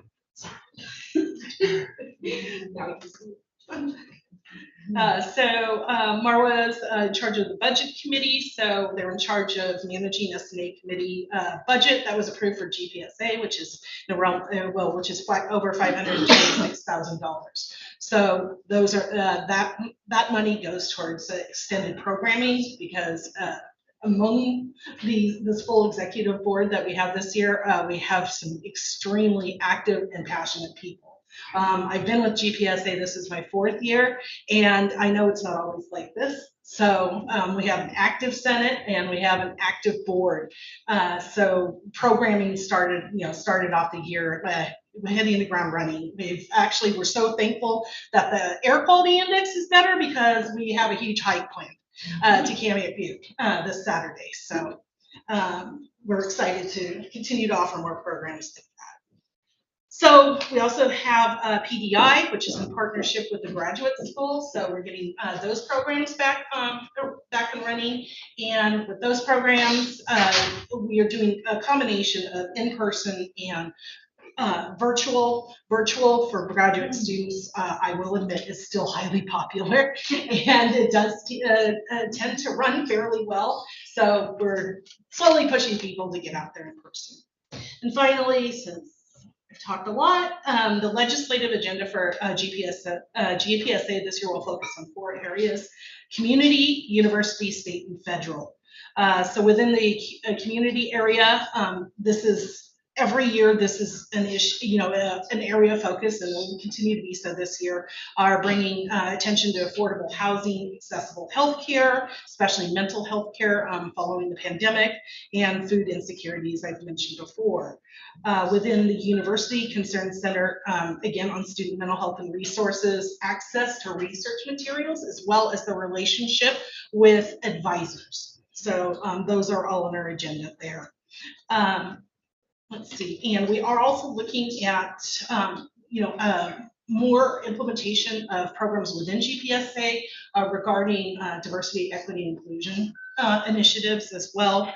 And then finally, for the federal agenda, GPSA is focused on graduate student legislation, because we've got to, we'll be honest in our position, what's going on now with legislation at the state and federal level primarily focuses on undergraduate experience, which of course we are absolutely in support of, but there tends to be this idea in government, no matter which party is representing, that graduate experience is a privilege or elite, something that's part of elitism. Never mind the statistics that show that a bachelor's degree in 1989 is essentially the same, it has the same level of value as a master's degree that's now in 2022.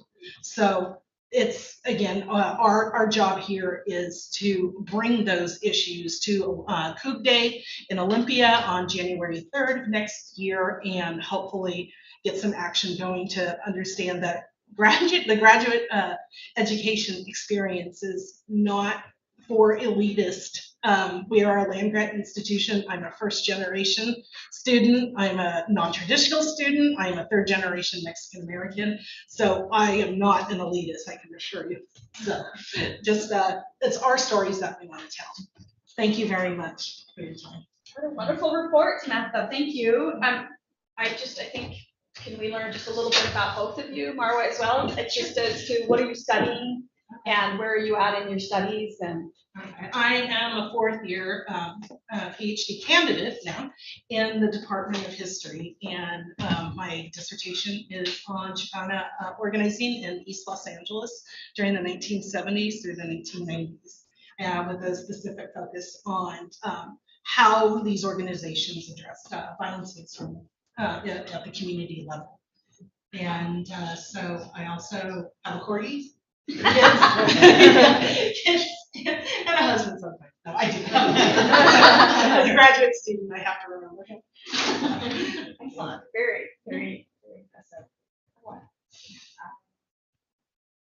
I'm sorry, I didn't prepare myself to sit here. Yeah, you're just fine. Yeah, you're fine. So my name is Marwa Ali, and I am a fourth year PhD student at the Chemical Engineering and Bioengineering program. My thesis is going to be inventing a new antibiotic for the superbug pathogens that are carrying a huge impact on the healthcare all over the world.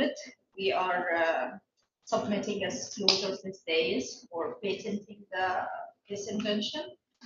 And yeah, I am a mom for 4 kids too. And I have husband.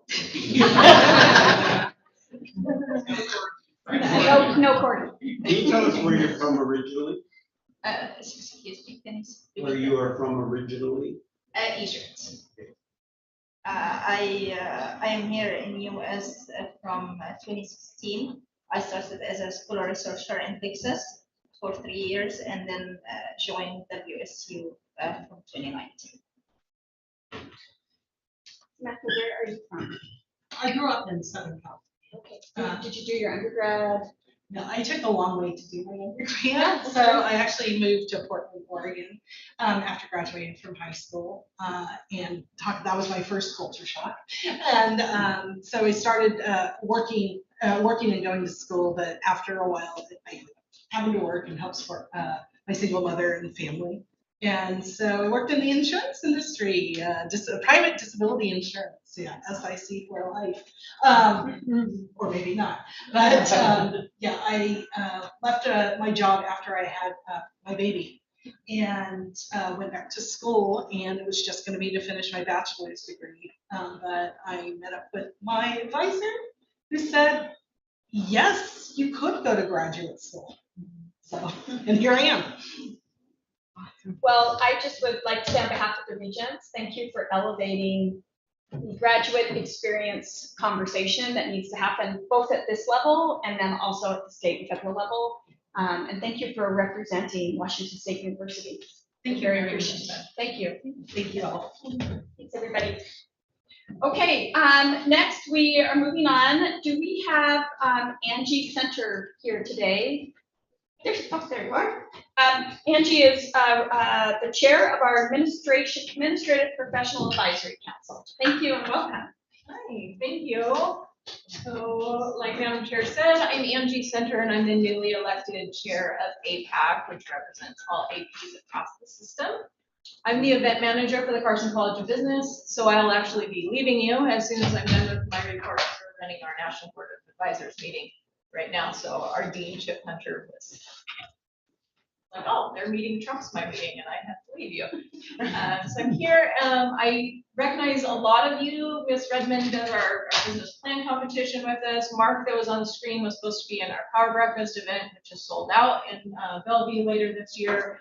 Provost Chilton has done our award ceremony for APAC. So how much I just appreciate the interconnection of the relationships and resources that are in this room. I think is very, very unique to WSU. So very excited to lead APAC this year. I've been a member for 3 years, and I'm also excited about the other executive members that were elected this year. Brandon Chris is our vice chair, and he is here in Pullman campus with me. But Carla Elaine Mariquin is our treasurer, and she's in Spokane campus. So it's just nice to have a diversity of location on that executive committee. One of the things that we're going to focus on this year is the implementation of our 3-year strategic plan. So about a year and a half ago, we did a needs survey with APs across all locations. The APs are the get it done individuals on campus, and none of us want to sit on a committee that doesn't do anything. So we did take a pretty good pulse point, and it was a pretty raw data survey on what do APs need and what should APAC really be doing. If APAC is not going to enact change and provide resources, then we shouldn't exist. So had a great survey, had a great turnout to that survey, and based off of that data, we created a 3-year strategic plan. We focused on 3 years. We wanted enough time to be able to enact change, but we want to stay as relevant to the population as we can. So we felt like a 3-year turnover, re-looking at where we should be in the following 3 years was important. And we came up with 5 initiatives that we're really going to focus on this year. The first one is to improve the APAC system to increase AP participation and capacity. So if we're the voice of APs, we can only do that if we hear their voice. And so, we all kind of know the squeaky wheel gets the grease, right? But what is the actual constituency saying at a larger capacity? So that's something that we're looking at. We're happy to announce that our first meeting of the year had a 3-fold increase over last year. So we're already seeing that increase in capacity. So I'm very excited about that. I think that will continue to grow as the year goes forward. And we're also going to increase APAC's impact, support, and value with AP constituents throughout the whole WSU system. And this just comes down to saying our story. What is APAC? Why is APAC? What can we do for you? That kind of a thing. And making sure we have a mission statement, a value statement that's forefront. And then we're going to embrace a commitment to diversity, equity, and inclusion. That's on top of everyone's mind. Also, obviously, making decent strides there. They elected the Native American woman as their chair. English is not my first language, which I found is highly beneficial in Pullman because nobody here speaks Coastal Salish. So when I'm frustrated in a meeting, I just switch languages for a minute, and then I go, oh, I'm so sorry, and then I can switch back to English. So I can have vent sessions all on my own when no one else speaks your language. It's quite nice. So definitely, obviously, something of value and interest to me. I think even in all of CCD, I think we have 3 Native American employees. So sometimes we want to huddle up in the corner and be together. So definitely something that we're looking at, especially in the equity and inclusion. AP constituencies are on all the campus locations, but also extension. And I think extension gets missed a lot. And we're talking about extensions centers that may only have 1 employee.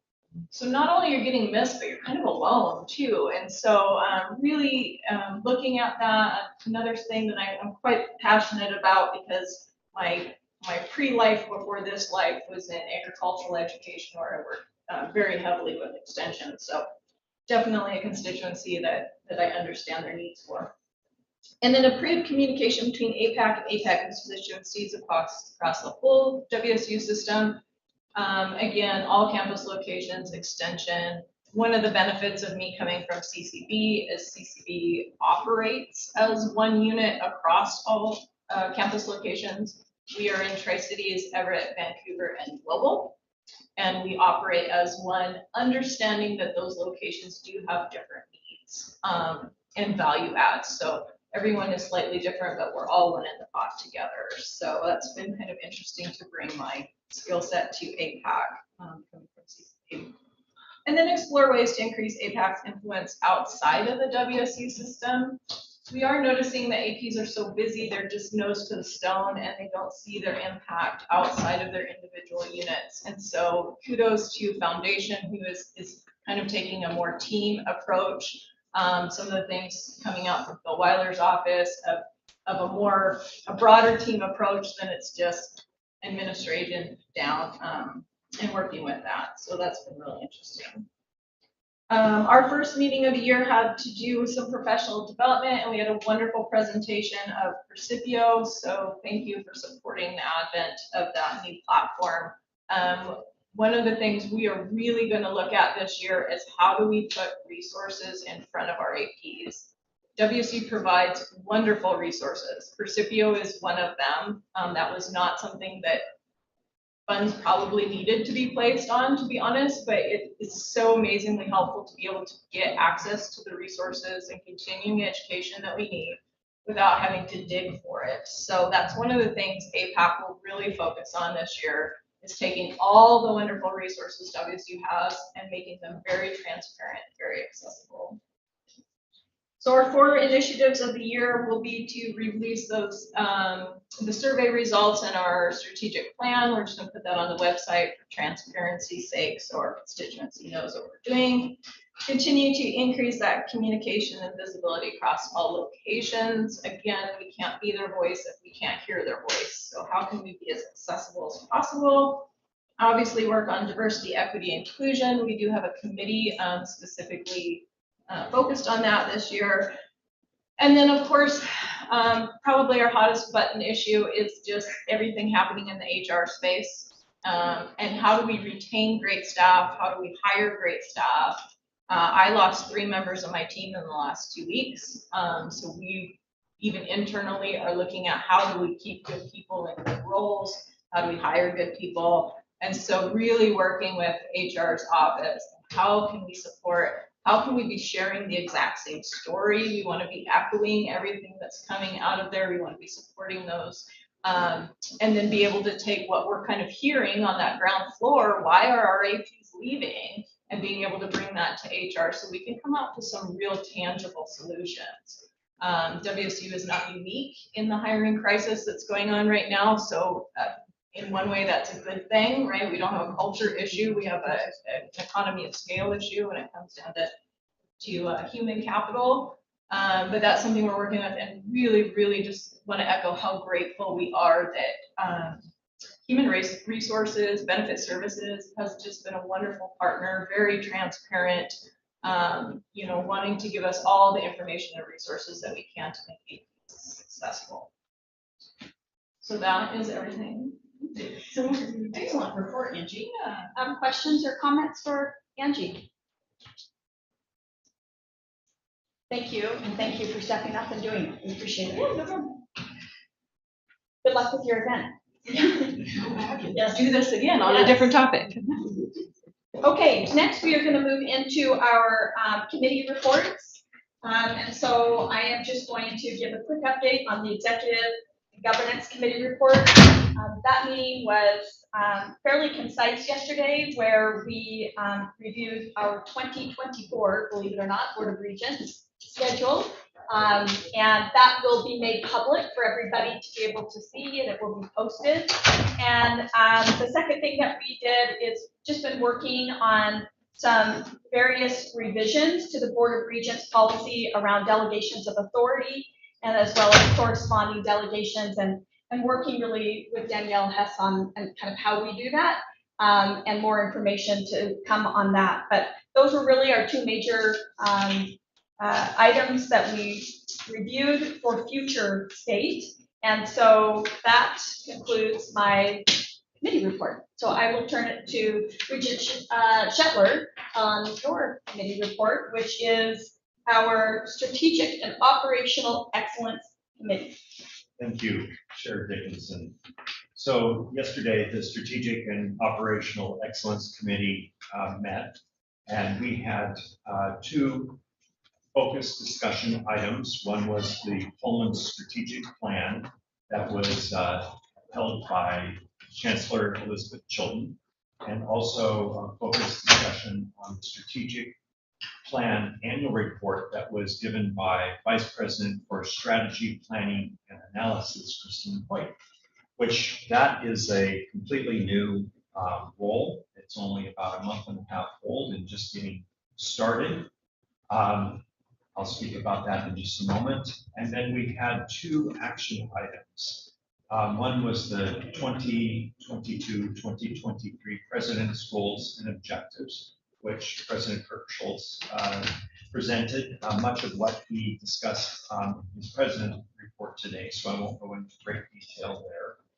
And also we had action item number 2, which was the facility naming approval for the Schweitzer Engineering Hall.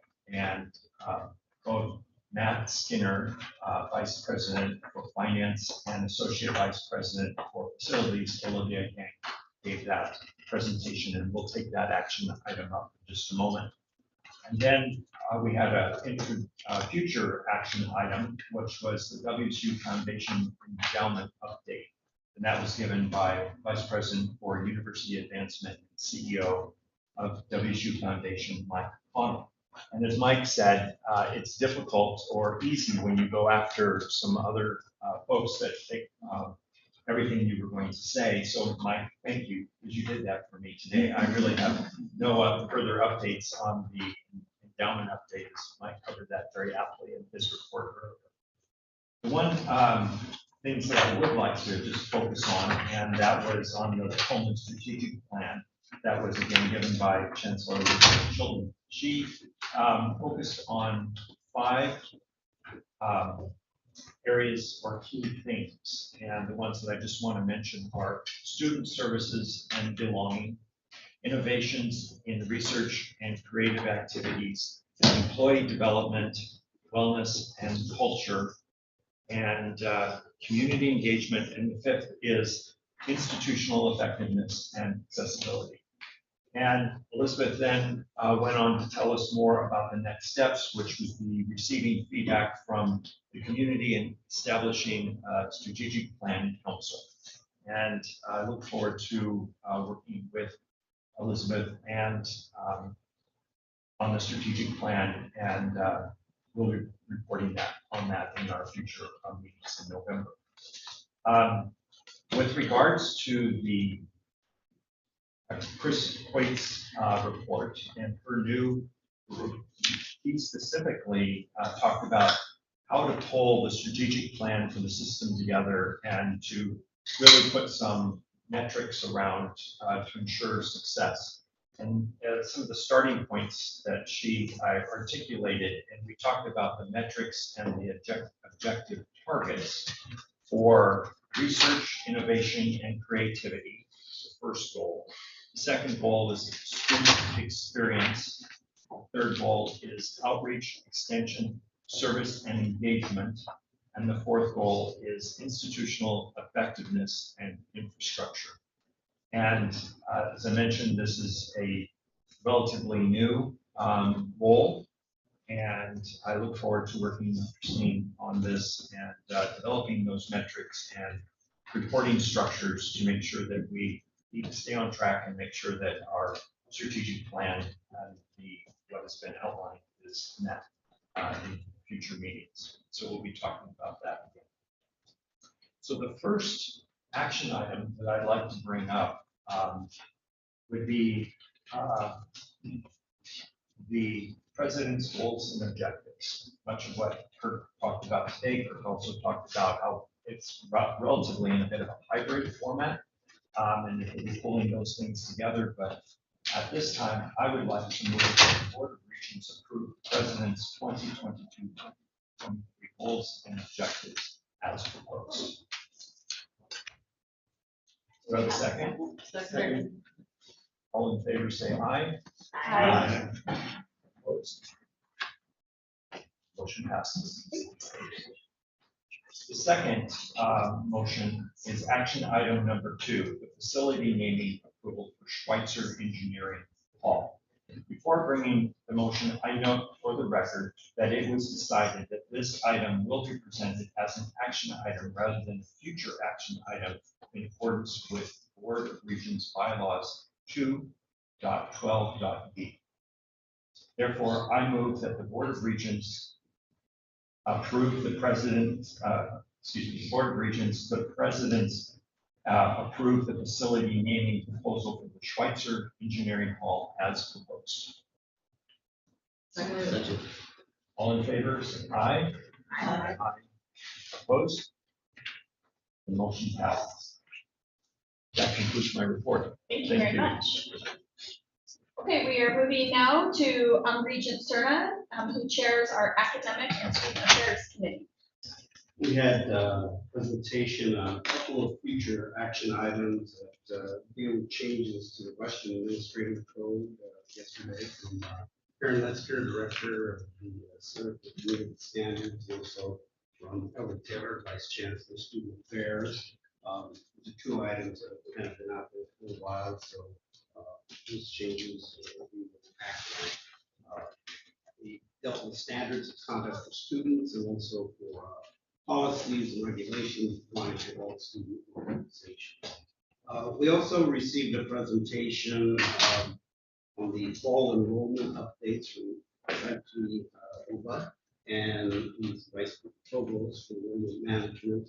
The numbers showed down a bit with enrollment. Gave us a little great insight on why. But also, he has to do a little bit more investigative work. Things were looking good coming into this year, and then sometime during the summer, it changed a bit. So he's going to dig into that as to why that might have happened, and hopefully bring us some answers, and we're going to review it again. It was a very good, interesting report, obviously something we're hoping that comes back. It's definitely had some impact on us, that's for sure.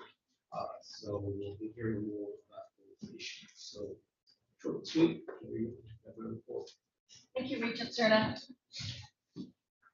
Any questions or comments? Okay, we will move into our Finance and Compliance Committee report and turn that over to Regent Shower. We had a robust conversation and covered multiple agenda items, including 4 future action items that we will be reviewing in November. Those 4 action items include WSU Pullman Wayland College of Engineering and Architecture. We already addressed the Schweitzer Engineering Hall naming. We're deeply grateful for the gifts from the Schweitzer family and from the organization. And so we are looking at the design phase of approval. And we're able to hear presentations from both Olivia and Matt.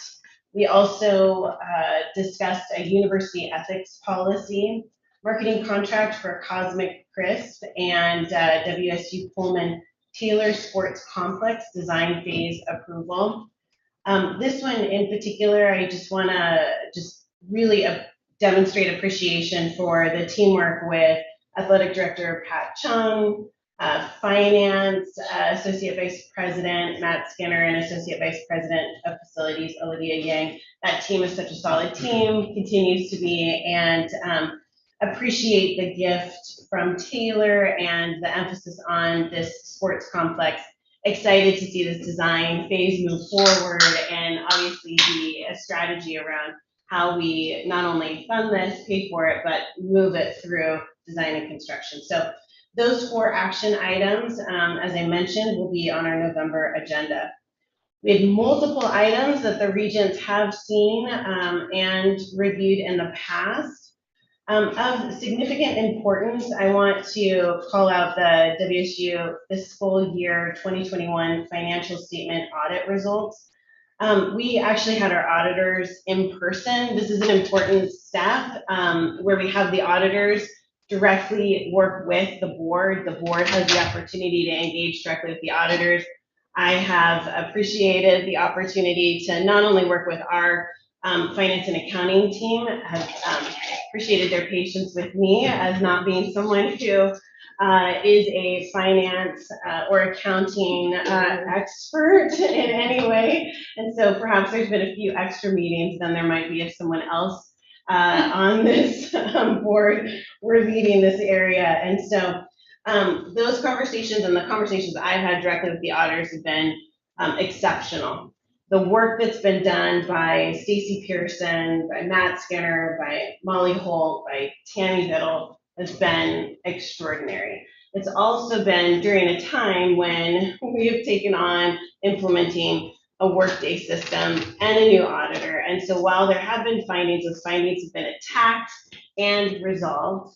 And we had the opportunity to be able to ask questions of our auditor to determine if there were any areas as a board we should be concerned about. And I left that conversation feeling, again, not only proud of the team and our leadership, but also confident as we move forward. So I think that was an important element that we spent time yesterday kind of wrapping up fiscal year 2021 and being ready for fiscal year 2022. This did mean we were not able to accomplish everything on our very aggressive agenda of topics. And so we did not want to reduce the time around our Chief Compliance Officer update, which we will move to November. We think that's really important, and we want to spend the time really being able to listen to that presentation. We were able to hear our internal audit update and our plan from our audit executive, Heather Lopez. One other comment that I want to make, again, there are multiple other things that we could address, but I'm really proud of the work. Again, we've talked a lot about collaboration and team, and I think that just is part of our Go Cougs spirit.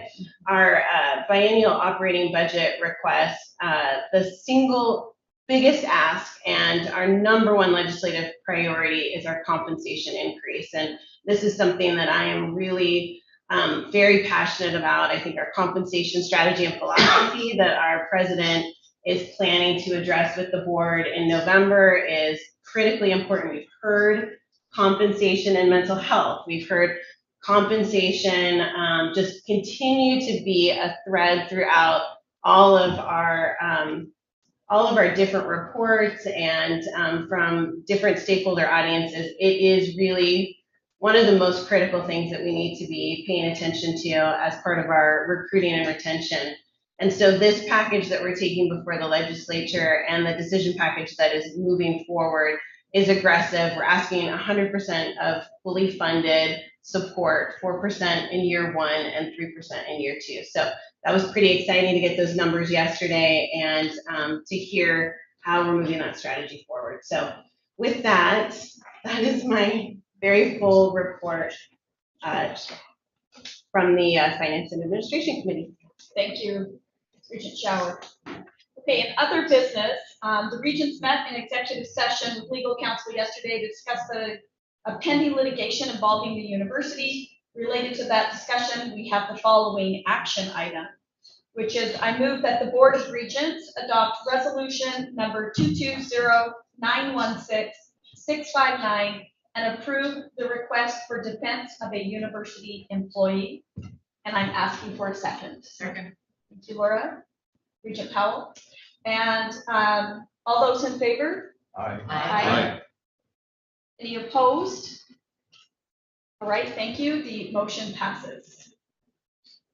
We now are entering into our public comment period. We do have 2 individuals signed up to speak. I would like to invite Cameron Longwith, who is a student at Washington State University, and here to speak on the topic of fossil fuel divestment.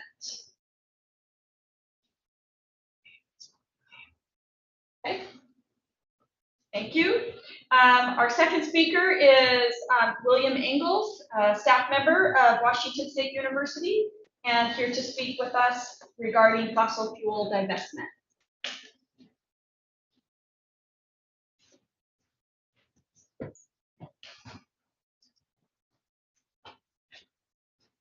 Welcome. Thank you. Good morning. Morning.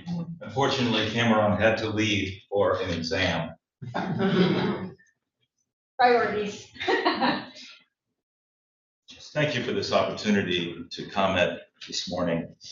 I'm a WSU staff member affiliated with fossil-free WSU, which is part of the student organization Environmental Sustainability Alliance at WSU.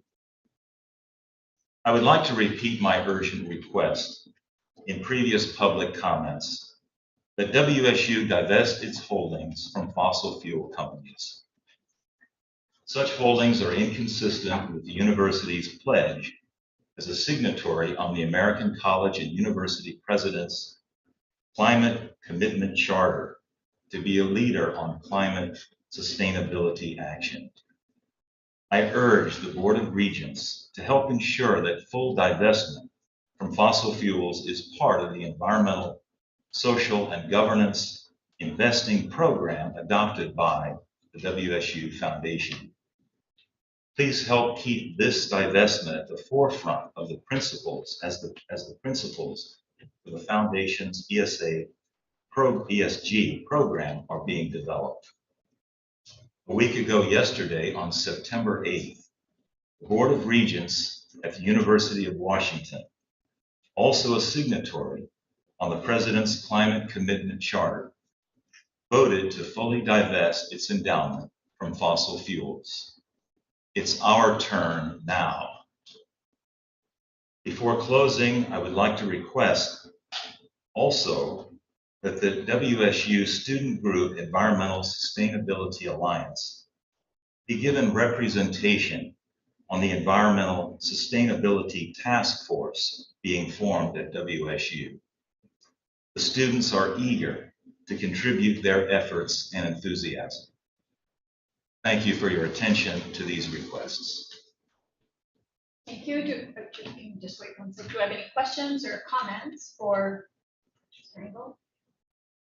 I would like to note that the Board of Regents has asked the President to continue to have it as a key topic of discussion around the process in which we are taking at this time for the sustainability plan.